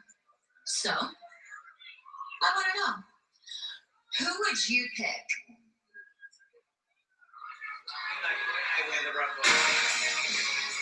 Ah, here comes Ember Moon. Okay. Very cool. Ember hasn't really had an opportunity to kind of profile herself too much. So here comes Ember Moon. Very cool. I'm sorry, but did I invite you on my talk show? And Alexa now having none of Ember coming there. Ember pulling the mic away from Nia Jax. Nia throwing her chair down, and now a big standoff between the two. Sitting in that locker room, waiting for an invitation that was never going to come. So I'm taking a lot of fire here from Ember. My claim. This Sunday, I am going to win the Royal Rumble.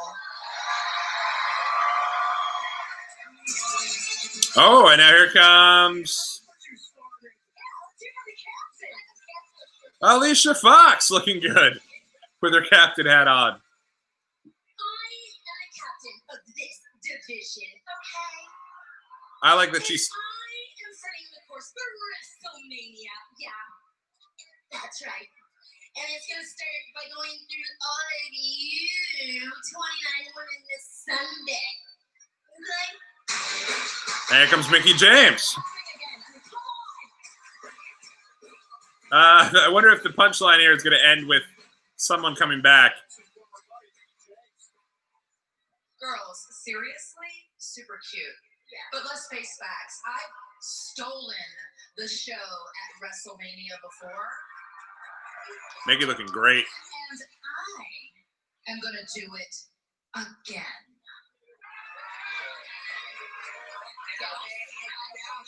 I think we're getting ourselves an impromptu tag match. Oh, no. Now they're all battling it out. And here comes the Riot Squad and And Alexa not happy. Alexa now standing up on a chair, yelling at everybody. How dare you? This is my show. My show. Okay? And if this breaks out in a brawl, not only are you embarrassing Oh, Nikki Cross is out there as well. and being catty and not supporting each other, most importantly, you're ruining my reputation as a legitimate talk show host. I don't even think Nikki Cross goes here.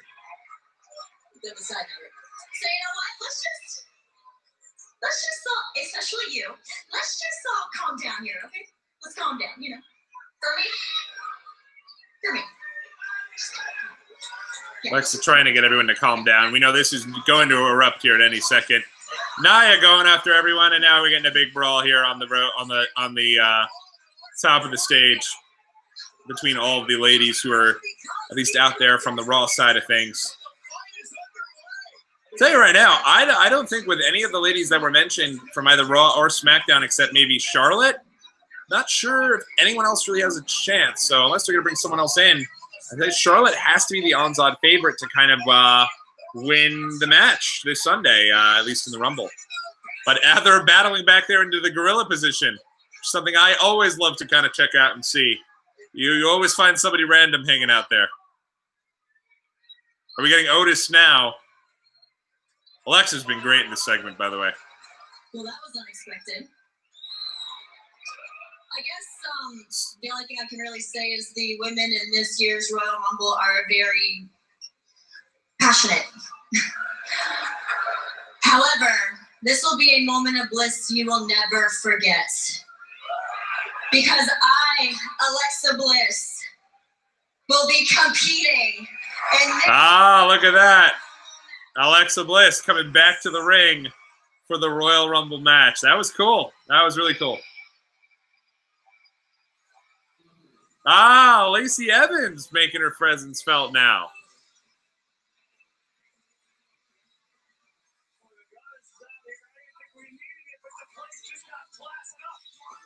Oh, Alexa, Lacey Evans knocked her hat in front of her face there. Lord, what a bunch of nasty, classless little girls. Luckily for the WWE Universe, This is Lacey's first appearance the here. winner of Sunday's Royal Rumble match will not be a sawed-off girly runt.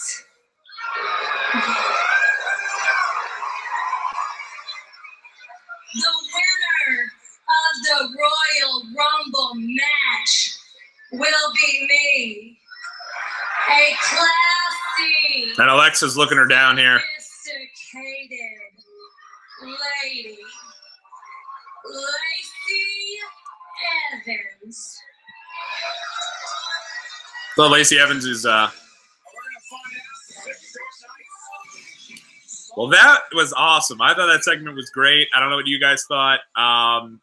Really good stuff. That might have been the highlight of Raw thus far. The Raw's been pretty good. I think actually there's been some good stuff, but I really dug that. Alexa Bliss is back in the ring though, and it seems like she's returning to the match, and Lacey Evans is returning. She'll be making her debut in the match. So now we're up to 23 participants, I believe, in the Women's Royal Rumble. And here comes Heavy Machinery looking to make their debut here after the break. I'm ready. Otis is great. So here we go. We got Heavy Machinery making their way to the down the ring here, and they're going to make their debut. So lots more coming up here. Still got a little under an hour to the end of Raw here, about 50 more minutes. We'll be on the air with you guys until that show comes to an end, and we'll be able to chat with you guys about everything going on as the show comes to an end here. So good stuff overall.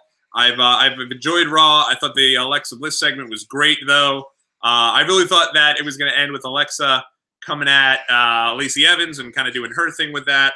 I thought that was going to be something that, because she said everyone was classless and everyone was passionate and whatever, they all had the big fight. I thought this would eventually lead to Alexa herself being just as passionate and attacking Lacey Evans. They're holding off on that. I thought Lacey Evans came off really well in her first interview, and good for her because she came out, knocked her big hat over her face, and was able to recover nicely. Just pushed it back and kept going, and I like that. Good for her. Some people are going to be making fun of that on Twitter, I'm sure, but grow up. Nothing. It happens. What can you do, you know?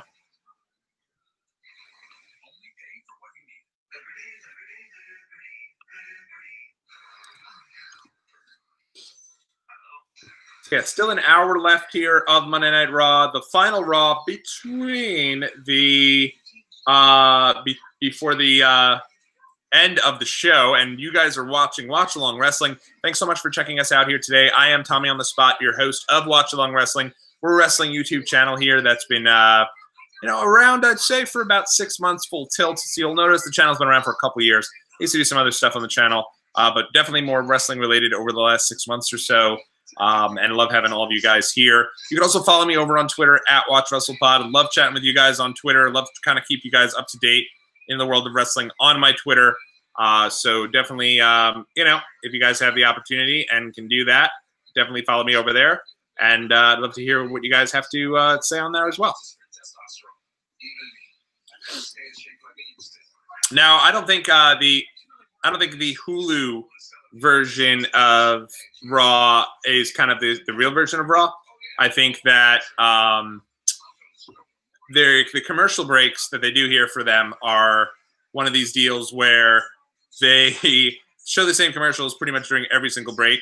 So I have, for example, seen this Frank Thomas commercial for Nugenics over and over and over again, and it's been very difficult. It's been tough. We've seen the same commercial over and over and over again, but hanging in there. And we're about to get the debut of Otis, and that's gonna be great. And then after that, we still have a tag title match coming up tonight. Heavy Machinery debut, tag title match, and then main event Ronda Rousey and Natalya going up against Sasha Banks and Bayley. So that should be a lot of fun and something to kind of look into over that way.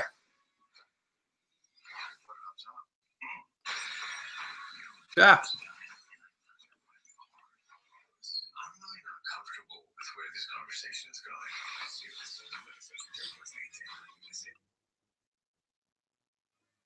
And there we go. Titus entering himself into the Royal Rumble. Unfortunately for you and me, I believe in miracles, but also believe in myself, which is exactly why I'm entering the Royal Rumble match this Sunday in Phoenix. And now I think Titus is saying something there.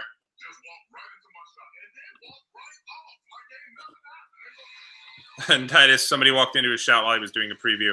Oh boy, it's the Ascension. Whoa boy. Connor and Victor. God bless them. I was trying to think who is coming out here to fight Heavy Machinery. Totally forgot about my boys, the Ascension. But here comes Heavy Machinery. Their debut on Raw. And I think they're going to be really over because if you've never seen Heavy Machinery, you're in for a treat. Tucker Knight and Otis Djokovic are a lot of fun, and I'm interested in your guys' feedback on this. Hopefully you guys get a kick out of them.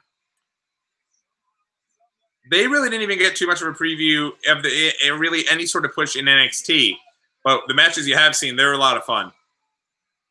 And Otis is just great, so I think you guys are going to really love Otis, and Garotta, he'll be a top guy you guys will really enjoy if you haven't seen him yet. Get ready for his worm. It's a lot of fun.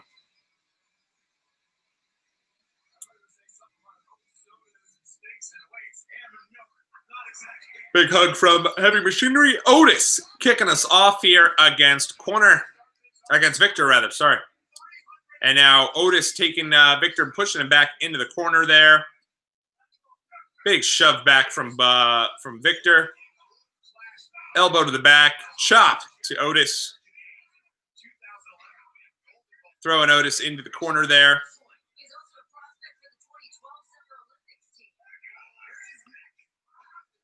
They were saying, Corey Graves is asked where Otis's neck was. Corey being a jokester, I guess. Now, Otis with an airplane spin onto Victor.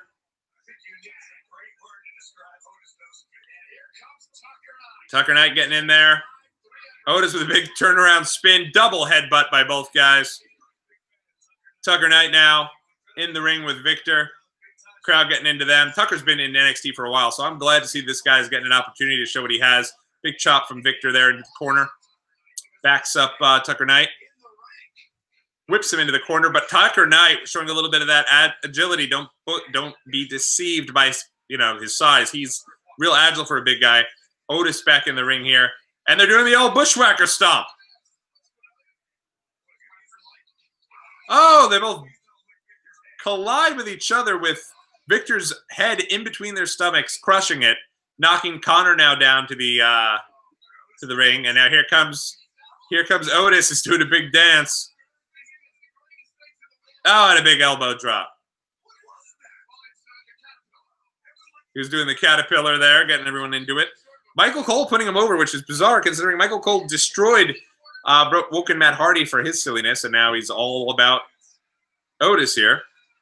Otis chopping his arms there, though, slapping his arms, getting the crowd into it. Crowd is getting into it, and now we're getting ready for the worm. And look at the pop from the crowd. Elbow drop there from Otis. In comes Tucker Knight. Picks up Connor. Tucker with a big splash now, splashing Otis in the process. That is all she wrote. A victory for Heavy Machinery on their Raw debut. They do need a new theme song, though. This theme song of just random working on the railroad stuff ain't working for me. But look at Otis. The guy is great. Really, really good debut for those guys, and looking good in the process.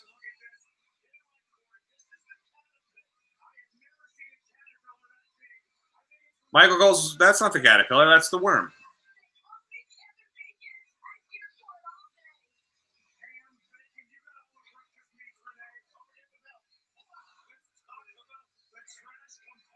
Trash Compactor. Great finish by Heavy Machinery. They're looking really good in their debut, and hopefully, I'm praying here for you guys.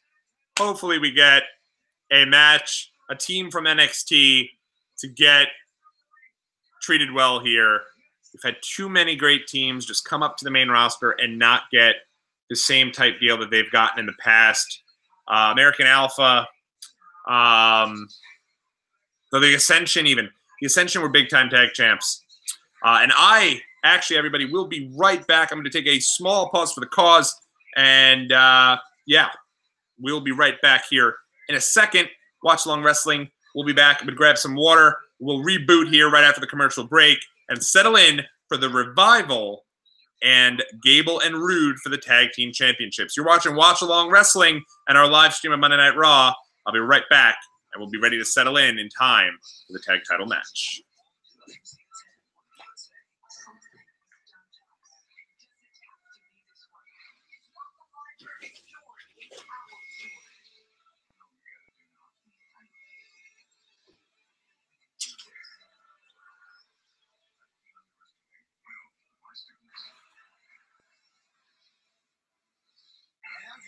$6 at Burger King. Choose either the $6 King Box with a flame-grilled Whopper fries, a drink, and 2 cookies. Or choose from the 2 for $6 mix or match deal. Make your best pick for $6. Only at Burger King. Uh-oh. Guess what day it is? Guess what day it is? Huh? Anybody?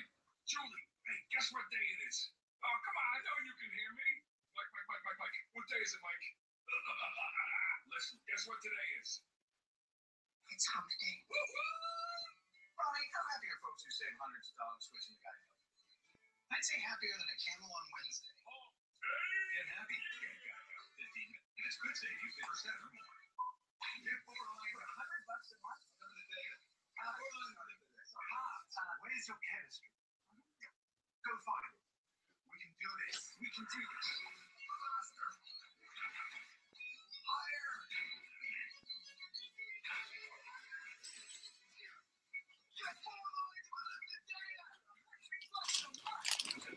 All right. We are back here on Watchalong Wrestling. Thanks so much for hanging with me during that commercial break. We're taking a pause for the cause, but we're back. And, almost just destroyed our entire setup here. I'm sorry, guys. All right. We're back here, though, and watching Monday Night Raw, getting set for a tag title match. It's going to be Bobby Roode and Chad Gable defending the championship against the Revival. Do you guys think the Revival has what it takes to get the belts here tonight? What a week it would be. Reports everywhere they were for the release. They were incredibly unhappy with everything. And now after all that, they come back and actually win the tag titles. That would be crazy. But I'm pumped for it. I'm ready to go. And I'm excited that Kurt Hawkins is going to be part of this match as well. So let's see. Hopefully everything works out, though. And we'll get ourselves some new tag champs. I like Gable and Roode, but I think Bobby Roode is much better as a heel and as somebody who can kind of rise up the ranks. So let's see.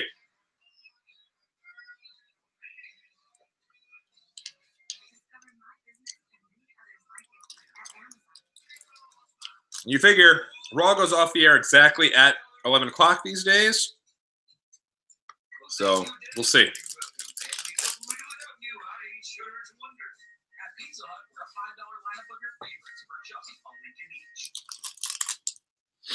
All right. WWE Network presents. Oh, what is this? Oh, this is going to be the WWE 24, which they haven't done one in a while.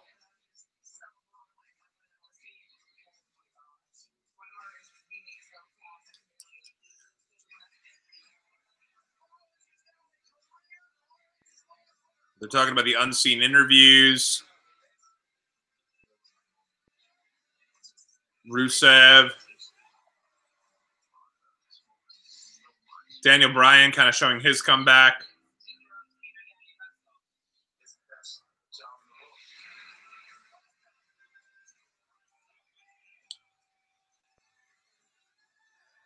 WrestleMania Big Easy immediately after the Rumble. I'll be at the Rumble, which I'm really excited about, but definitely going to check that out at some point. I love me some WWE 24 specials, and that one looks great. Here we go. The Revival coming down to go for the Tag Team Championship against Chad Gable and Bobby Roode. What a week this would be. Reports everywhere that these guys were the most miserable two sumbitches, came to the back, asked for the release, and then 1 week later, they come out on Raw and win the tag titles. That would just be amazing, and I hope it happens. These guys are my favorite tag team, only because they broke up Gable and Jordan. Just throwing that out there. But I love these guys. They've had some great matches in NXT. Chest fists, no flips, total badass, old school type of tag team here. And there's Kurt Hawkins, man, in the stripes, in the ref outfit, and looks like he's going to now be at least an impromptu official, but who knows? I hope the streak. I would hope the streak ended differently than that. They put a lot of stake into that streak, and here comes glorious Bobby Roode, and we're going to see how that goes. That comes from there.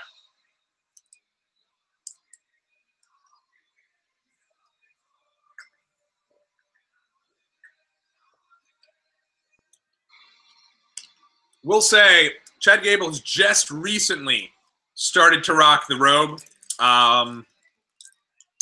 So I'm a little concerned that maybe that means they're not going to be dropping the belts. They just started putting stake in the idea of him also being in the robe. But who knows? This is the third partner for Chad Gable since coming over now. He's had Jordan, he's had Benjamin, and he's had Bobby Roode. So they clearly see him as more of a tag team specialist than as somebody that would be worth putting stake into, which is a real shame because Chad Gable's incredible in the ring. Had an amazing match with AJ Styles. I mean, I could probably have an amazing match with AJ Styles, but he did. And here we go. Love seeing Kurt Hawkins this late into Raw, though, man. Hopefully this is a sign of at least something he can sink his teeth into and become a part of. I do dig the matching robes, though, for these guys. Gable and Roode doing their thing and looking good. I wonder if we'll get like a Mattel pack with these guys. Gable with the Gable. I was thinking they'd give you the Gable. Mattel would give you a Gable Elite, at least with the Ready, Willing, and Gable towel But we never got that. So hopefully we get one with the Chad Gable robe here, because this is pretty cool. And Kurt Hawkins looking like he's looking good in the stripes here, and looking like he's actually taking this serious. So who knows? Maybe this is a new lease on life here for Kurt Hawkins, and could be something to kind of extend his career and have a spot on Raw every week. But I do know from interviews that Kurt Hawkins does feel like he's in the prime of his wrestling career, and even said that he's not really even been too interested in a producer role for that very reason, because he still wants to be an active wrestler. Drop to hold by Gable and Scott and Dash Wilder in the ring with each other. Tag to Roode, but Kurt Hawkins telling Bobby Roode that he wasn't holding on to the tag rope. Bobby Roode agreeing. Tag there. In comes Dash Wilder. Scott Dawson, sorry. Big chop to Chad Gable. It really feels like these guys, got together and said, all right, you know what, we're going to go out and tear down the house tonight, because they've so far, everything's been super crisp. Everything always is with the Revival and Chad Gable. I don't think they could possibly have a bad match, but still rocking the hashtag FTR trunks. Forever the Revival. If you're a fan of the Being the Elite YouTube series, which you'd call them, you'd say fuck the Revival, but hey, this is what it is. Sorry for the bad language. Gable off the top. Double flying clothesline. Takes out the Revival. T-bone suplexes from both guys take the Revival to the outside. Now they're both teasing that they're going to fly. Gable, by the way, just in trunks now, not wearing his usual singlet. Back body drops Gable onto the outside, taking down Wilder. Big clothesline, though, from Scott Dawson. Takes out Gable to the outside as we head to another commercial break. This is like commercial break 15. This is insane, man. And that was like 2-3 minutes of action before we got here. Wait, they kill a good match with these commercial breaks, man. They kill a good match with these commercial breaks.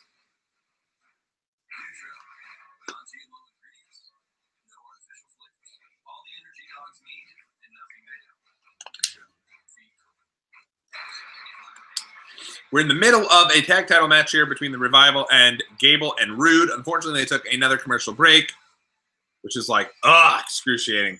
I don't know how, I'm spoiled because I watch this usually on DVR, but doing a Raw live stream, I'm able to see that, and I will say I've been enjoying the show a lot more in watching the show live from start to finish, being able to catch everything, being able to take everything in. But I am not, but it is definitely tough. All these commercial breaks are like, oh my God. It's definitely tough stuff. Specifically tough for me because since I have the Hulu with Live TV app, I'm getting the same commercials time in, time out again, which is definitely tough.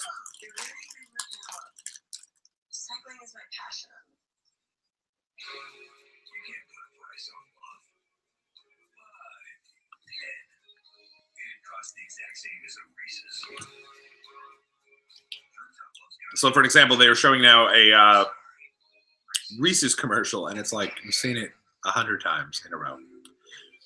You right now are watching Watchalong Wrestling. My name is Tommy on the Spot. I'm the host of Watchalong Wrestling. Hopefully, you guys are enjoying our live coverage tonight of Raw. If so, make sure you do leave a like and subscribe. We did just put up a fun little video yesterday looking at 7 potential surprises for the Women's Royal Rumble. Tomorrow, I will be back with the 7 potential surprises for the Men's Royal Rumble. And we'll be back with Royal Rumble content throughout the week. So definitely something to kind of take a look at and definitely something to sink your teeth into if that's your sort of thing. Hopefully you guys do like that and we'll enjoy it.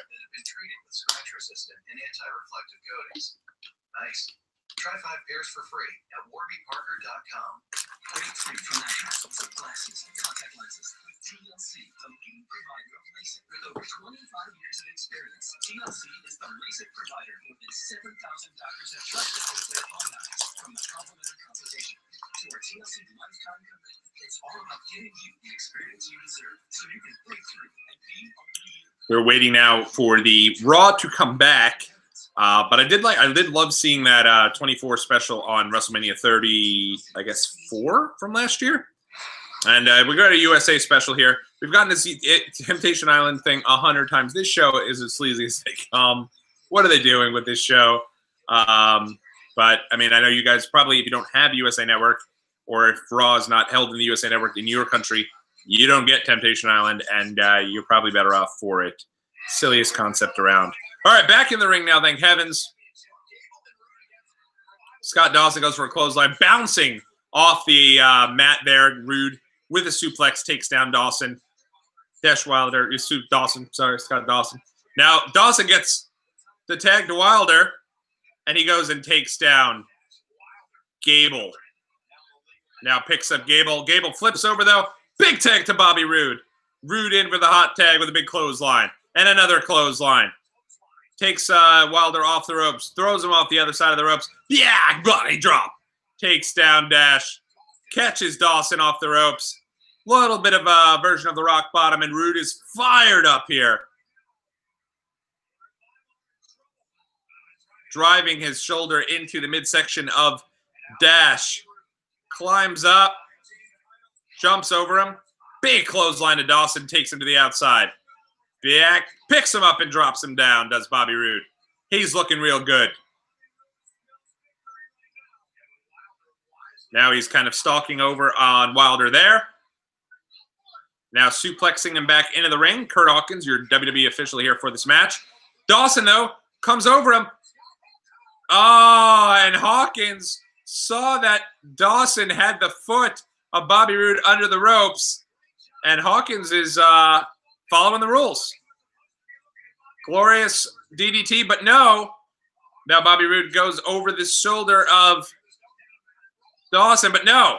Kicks off Scott Dawson now. Wilder rolls him up. 1, 2, and again, Hawkins sees the feet on the ropes for Wilder, and Dawson is pleading with him to knock it off and just make the 3, but Hawkins having none of it. Hawkins being a good official here. And the NFL could use Kurt Hawkins. Big tag there. Tags in Scott Dawson. Both men in there. Going over. Now, Gable on the top rope. Cross body, but he rolls through. 1, 2. Oh, but Kurt Hawkins saw that Scott Dawson was holding the tights and was having none of it.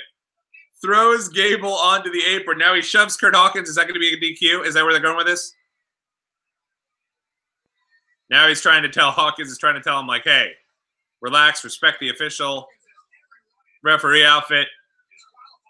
Gable over the top.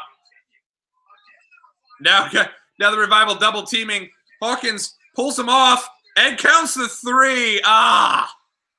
Gable and Roode keep the belts. Hawkins was being a troubleshooting referee with 20/20 vision and did not allow them to cheat on anything, which is part of the story they're trying to get at. I get it. I would have loved to see them win the belts there, but it continues their storyline. Doesn't seem like the Revival is going anywhere. Good stuff from Kurt Hawkins, though.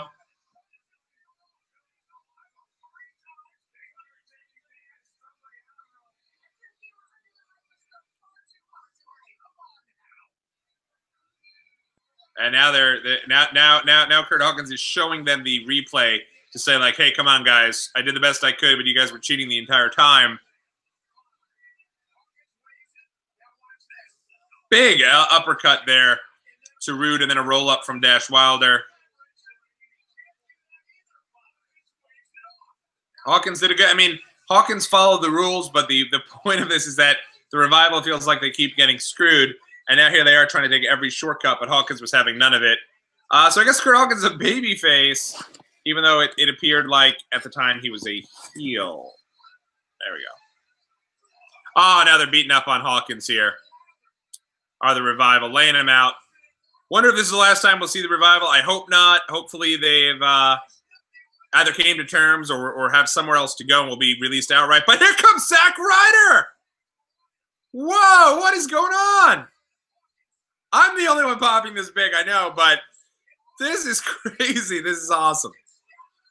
Zack Ryder and Kurt Hawkins reunion here. Ryder taking the Revival out to the outside. This is cool stuff, man. Ryder now coming to the aid of Kurt Hawkins. Crowd is really into it.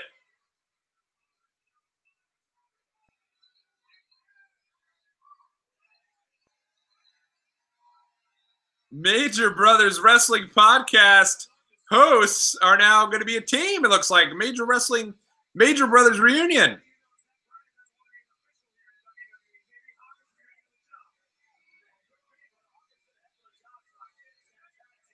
Is this Kurt Hawkins music? It's after 10:30 on Monday night. We got Kurt Hawkins and Zack Ryder in the ring. This is great. Actually, that's Zack Ryder's music. I think they gave him a different theme song after a while. Good stuff, though. I love the hell out of that segment. That was great.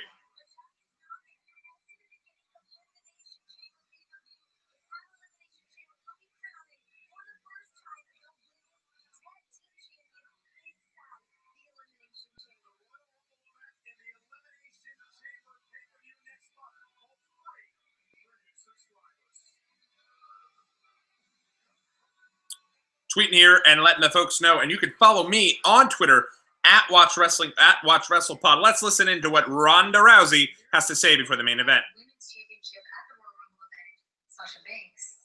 But if Sasha were standing in front of you right now, what would you say to her? Well, I know I'm supposed to be focused on this tag tonight. I am really focused. I am. It's just, I've been thinking and trying to rack my brain and trying to find a reason, any reason that I owe Sasha Banks an apology. And you know what? I've come to the conclusion that I don't owe Sasha Banks a damn thing. I mean, I'm the first ever moment to this at the ear of the world, and I took my moment to tell everyone how underappreciated Sasha is and how worthy she is of the honor of challenging the Raw Women's Championship. And whatnot, 2 sentences into accepting the opportunity that I offer her, she insults me. I mean, I just don't understand what she expects of me. From the first day that I walked into the locker room, I've been nothing but respectful to her, and I have received nothing but restrained resentment in return. I mean, what does she want me to do? Cut off my hair and wash her feet with it? It's just... What? I mean, I was put in a position of begging her to challenge me for the title. I mean, she's always saying how she's the best, but where is her desire to prove it? She's too busy traveling around the world, living the lifestyle of a boss, than to actually be a champion and earn being a champion. And, you know, she's so high on her own hype instead of hungry with a desire to be better today than she was. Had some good promos tonight. She is today. That's the difference between a boss and a champion. And at the Royal Rumble, I'm going to show her that the boss has to answer to somebody. And that's me, Ronda Rousey. I'm the boss's boss, the HBIC, and the Raw Women's Champion. Wow, that was great. Ronda Rousey with an awesome promo there. Probably the best promo she's had. Finally, she's not putting down millennials. And here she comes. And the crowd was into it. Everything she said, the crowd was like, let's go. Good stuff. I thought that was great. And so tonight we've gotten really a couple of good ones. I thought Balor was good. I thought Seth and Drew, if you haven't seen the Seth and Drew promo tonight, awesome stuff. And Ronda Rousey tonight with a great promo, probably the best promo. My favorite Ronda promo, I'd say, since she's came up. I thought that was great. So good stuff there from Ronda Rousey.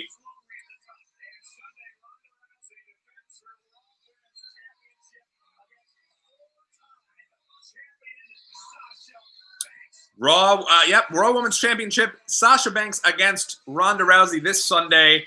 That's going to be awesome. I wonder if that there's a chance that does close the show. But I'd say more likely you're going to have the 2 women's matches go before the Women's Royal Rumble, because I think both losers of those matches could very easily be a part of the actual Royal Rumble match itself. But that was really strong stuff, I thought, from Ronda there. I thought the crowd was really into that.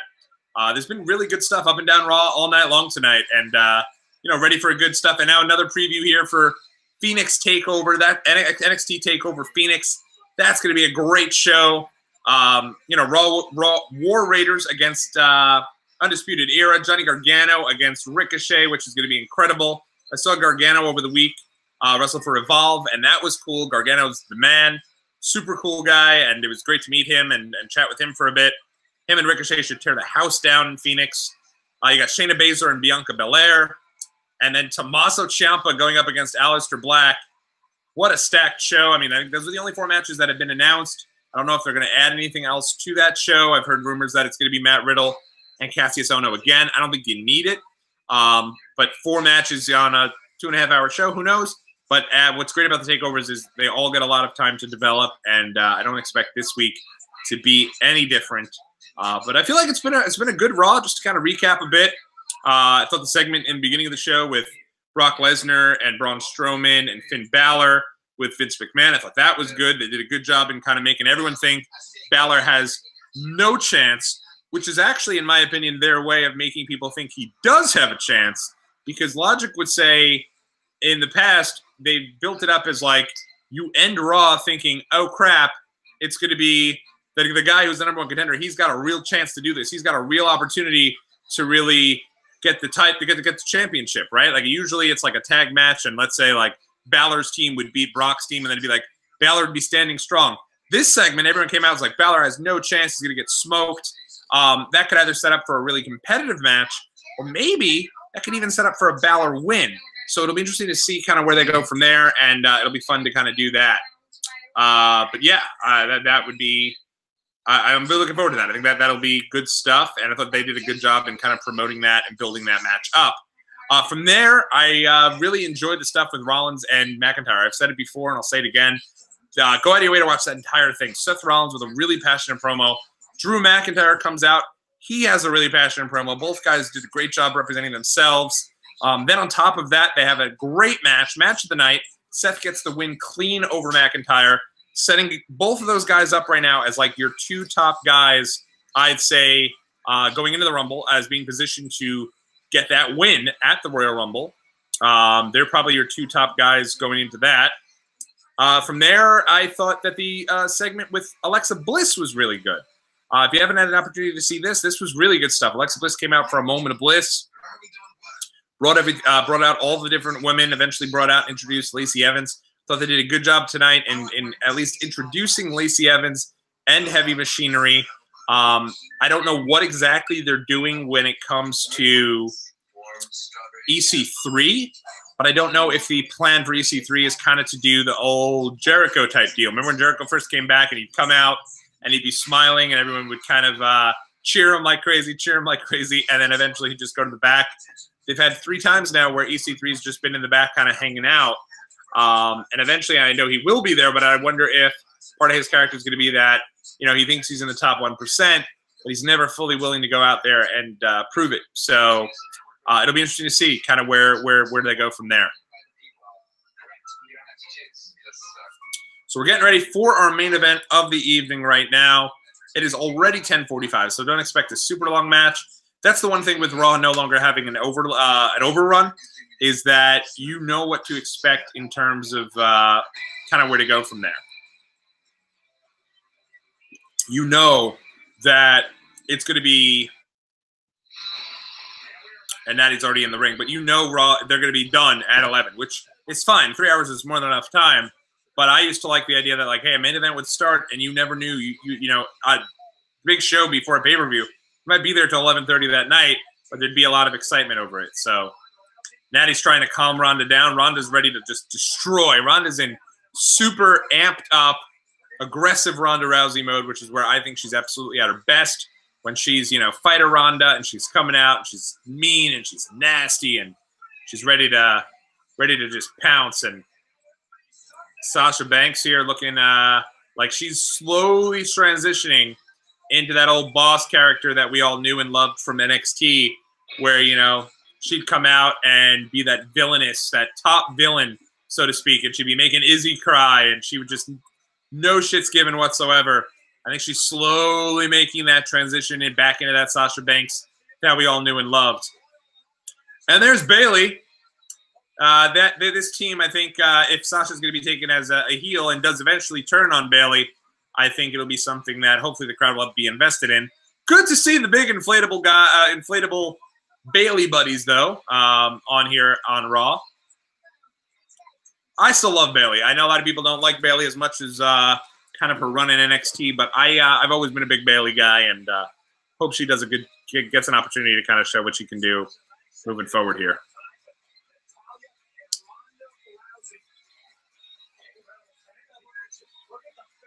Yeah, Ronda is looking mean. Ronda's in straight up mean Ronda mode, which I think is the best Ronda you can possibly get here. Look at Ronda.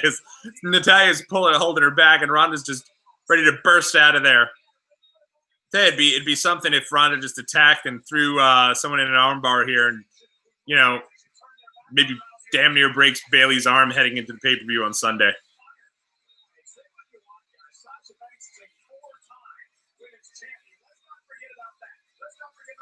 Thanks so much, guys, for all of you guys for checking us out here tonight on our live stream. For those of you who've checked us out for 10 minutes, those of you who have rocked with us for the entire 3 hours, I can't thank you guys enough. And now Sasha's got something to say, and I will allow you to hear what Sasha Banks has to say. Who do you think you are, huh? I'm a 4-time Raw Women's Champion. The first ever woman to be in a Hell in a Cell match. At last year's Royal Rumble, I lasted 54 minutes while you came in and got hit in everything. We put our hearts and souls in this ring every damn day. And you want to talk about our desire? You can stop trying to tell the world that I'm a worthy competitor, because the world already knows that I am. And you didn't give me anything. I earned my opportunity against Nia Jax when I beat her. And not only did I beat her, I made her tap out. And that's exactly what I'm going to do to you at the Royal Rumble. Oof. Good stuff there from Sasha Banks. And definitely now on the road to the Rumble with that stuff. Doesn't really matter what happens in this tag match. That was really strong stuff from Sasha. And, who knows where they go with it. Who knows what match. They could really close the show with any of 6 different matches, either of the Rumbles, either of the women's title matches, or either of the men's title matches. So you like to see that stuff. I always like closing with a Rumble personally. And I personally feel like last year was for sure the year to do it with the women closing. I think this year there seems to be a bit more star power in the men's Royal Rumble. As we said earlier, I think in terms of the women, I think Charlotte right now is the only, really the only person I'd say that they've announced. Now that Alexa's there, maybe Alexa, but of the 23 women, I guess, who now have been announced as official participants in the Rumble, I think the only one, cheap shot from Sasha, knocks Ronda to the ground, and now Ronda working over on Natty as Sasha working on Natty as Ronda's doing everything she can to get it back at Sasha and see what she could do from there. Ronda now in the corner, seething mad, and now looking like she's ready to burst at any moment. Sasha and Bayley now double teaming Natty, bringing her into the corner. Double suplex to Natty. Cover there from Bayley onto Natty.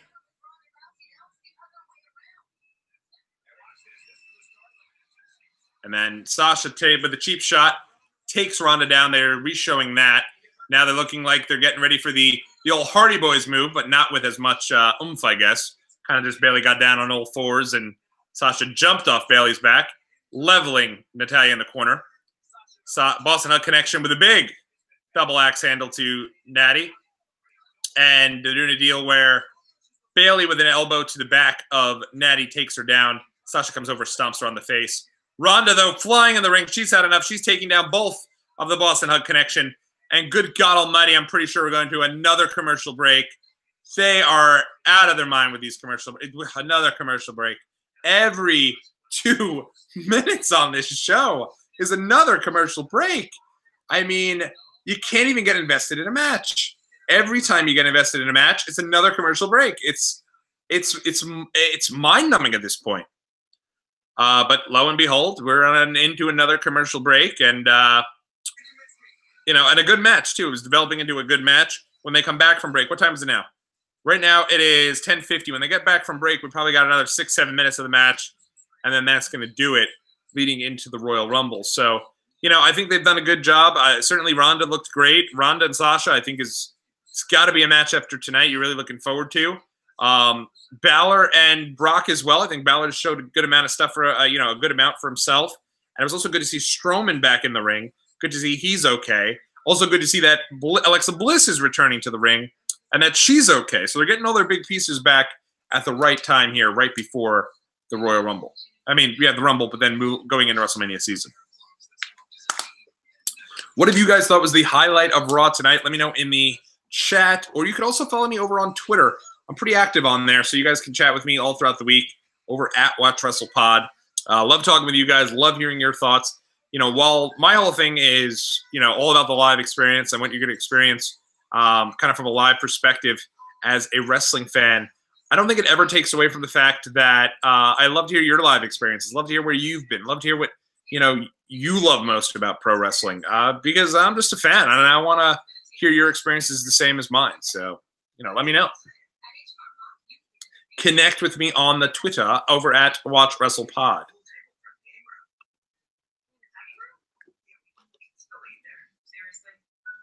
I'm out of order. I'm out of order. I've knocked down like 4 waters here, chatting through this entire 3-hour Raw. Hopefully you guys have enjoyed.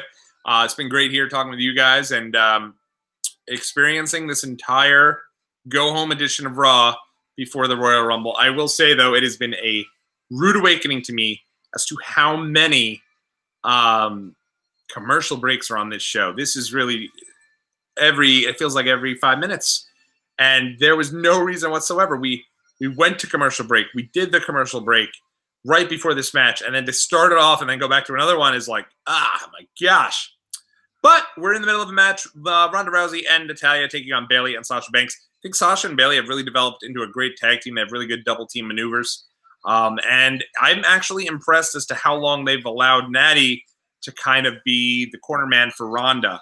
I expected at this point Natty would be long over with that, and they would have already had a match between Natty and Ronda. But the longer they hold off on that, they do a good job, I feel, in really getting you invested in their what their story is.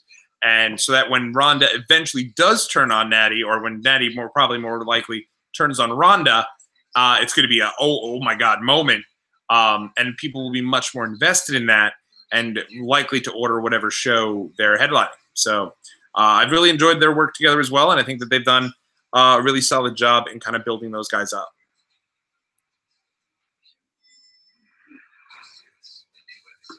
I've seen the same suits, this commercial, every commercial break. Look at this, a little preview for the Miz and Shane McMahon tag title match at the Rumble against the Bar. Even that match is getting some love. That match ended SmackDown. The hype for that match ended SmackDown last week. So, that's an underrated match there. And that they just did an entire commercial for the Rumble based all around that match. So that's going to be fun too. It's such a stacked show. So I'm ready for it. I'm excited. I'll roll out my official predictions at a later time.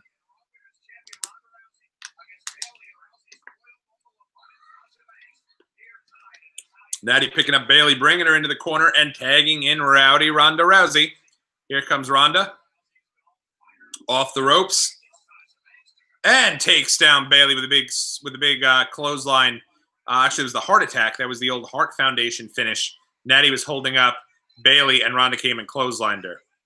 And now Sasha and Ronda really trash-talking each other. I kind of like that neither of them is the heel. I like that, both of them are just who they are. And, you choose who you want to like and who you want to root for. Natty now working on Bayley on the outside, getting her back into the ring as she goes to tag. Nope, she climbs back in the ring herself and goes back after Bayley. Bayley trying to get to the corner to get to Sasha, but Natty holding back Bayley, grabbing it onto her arm there.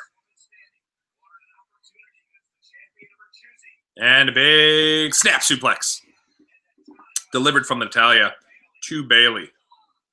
Stomp to the midsection of Bayley. And a cover there from Natalya over on Bayley. Bayley trying to go for a tag to Sasha. Sasha climbing up there. Big forearm smash to the face of Natalya. Bayley charging Natalya with a knee to the face.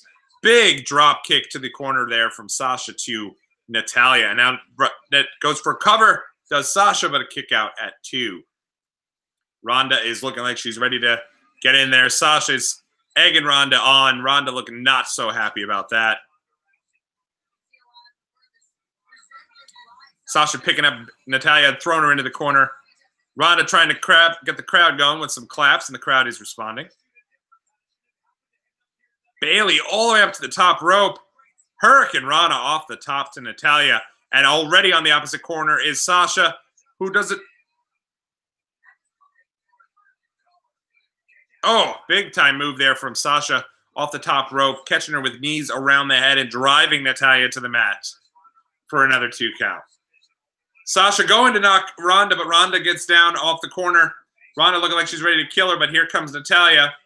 Natalya gets Sasha up now for the electric chair in the corner. Now she tags in Ronda, and Ronda's going to get a chance to go after the boss a bit. Ronda with a roll through.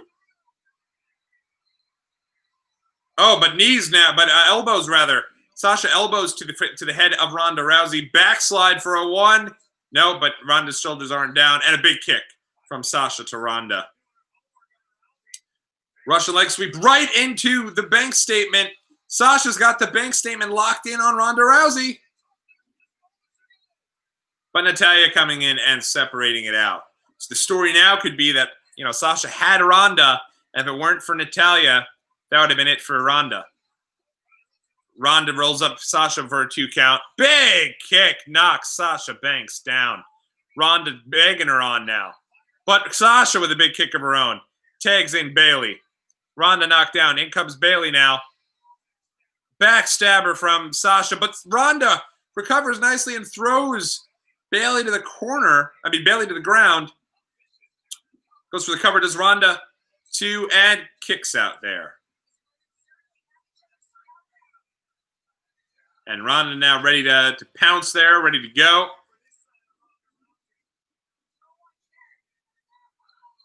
Big knee to the midsection. Ronda to Bayley.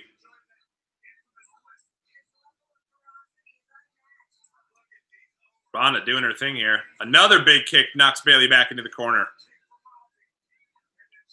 Ronda's powering up, really egging on Bayley here. Now Bayley gets Sasha out of the way, takes some punches for her. Now Ronda throws Bayley to the ground and is now really egging her up, trying to get Bayley up and really trying to get Bayley going. Goes for a big drop, but ooh, that was a little ugly. But Bayley now dragging Ronda into the corner for Sasha. Throws her into the turnbuckle, tags in Sasha. Sasha up to the top. Axe handle down on Ronda's arm. Sasha now stalking Ronda. Ronda throws her down, though, and locks in the armbar. Oh, she's about to lock in the armbar, but Sasha's rolling out of it. Doesn't want to allow it to go in. Trying to get to the center of the ring, but Sasha's trying to get to the ropes and does get to the ropes and spins to the outside. Big kick to the head there on Ronda from Sasha. Now, finally, Ronda, who's in a world of hurt, tags in Natalya, and she does look like she's taken a bruising in this match. Big suplex from Natalya to Sasha, bringing her back in. Big kick to the back of the head. Drop kick to the front. Now Natalya picks up the legs of Sasha Banks, signaling for the sharpshooter. Now she's egging on Sasha as she turns her through, arching back on that lower back. But Bayley comes in, forearm to the back of the head of Natalya. Bayley takes Ronda down on the out of the corner. Turns around though, big clothesline from Natalya. Natalya running wild now, picks up Sasha Banks. Bayley is the legal man, so I'm not sure. Oh, we lost power. I thought the Undertaker was coming out for a second. I got confused. But no, bank statement has it locked in on Natalya, and Natalya's about to tap out, and she does. And that is it. Sasha Banks and Bayley get your win. And now Ronda and Sasha are Ronda's screaming at her to let go as she checks over on Natalya. Sasha yelling at the ref to raise her hand. Emphatic win for Sasha and Bayley over Ronda and Natalya. Was that Ronda's first ever loss in WWE?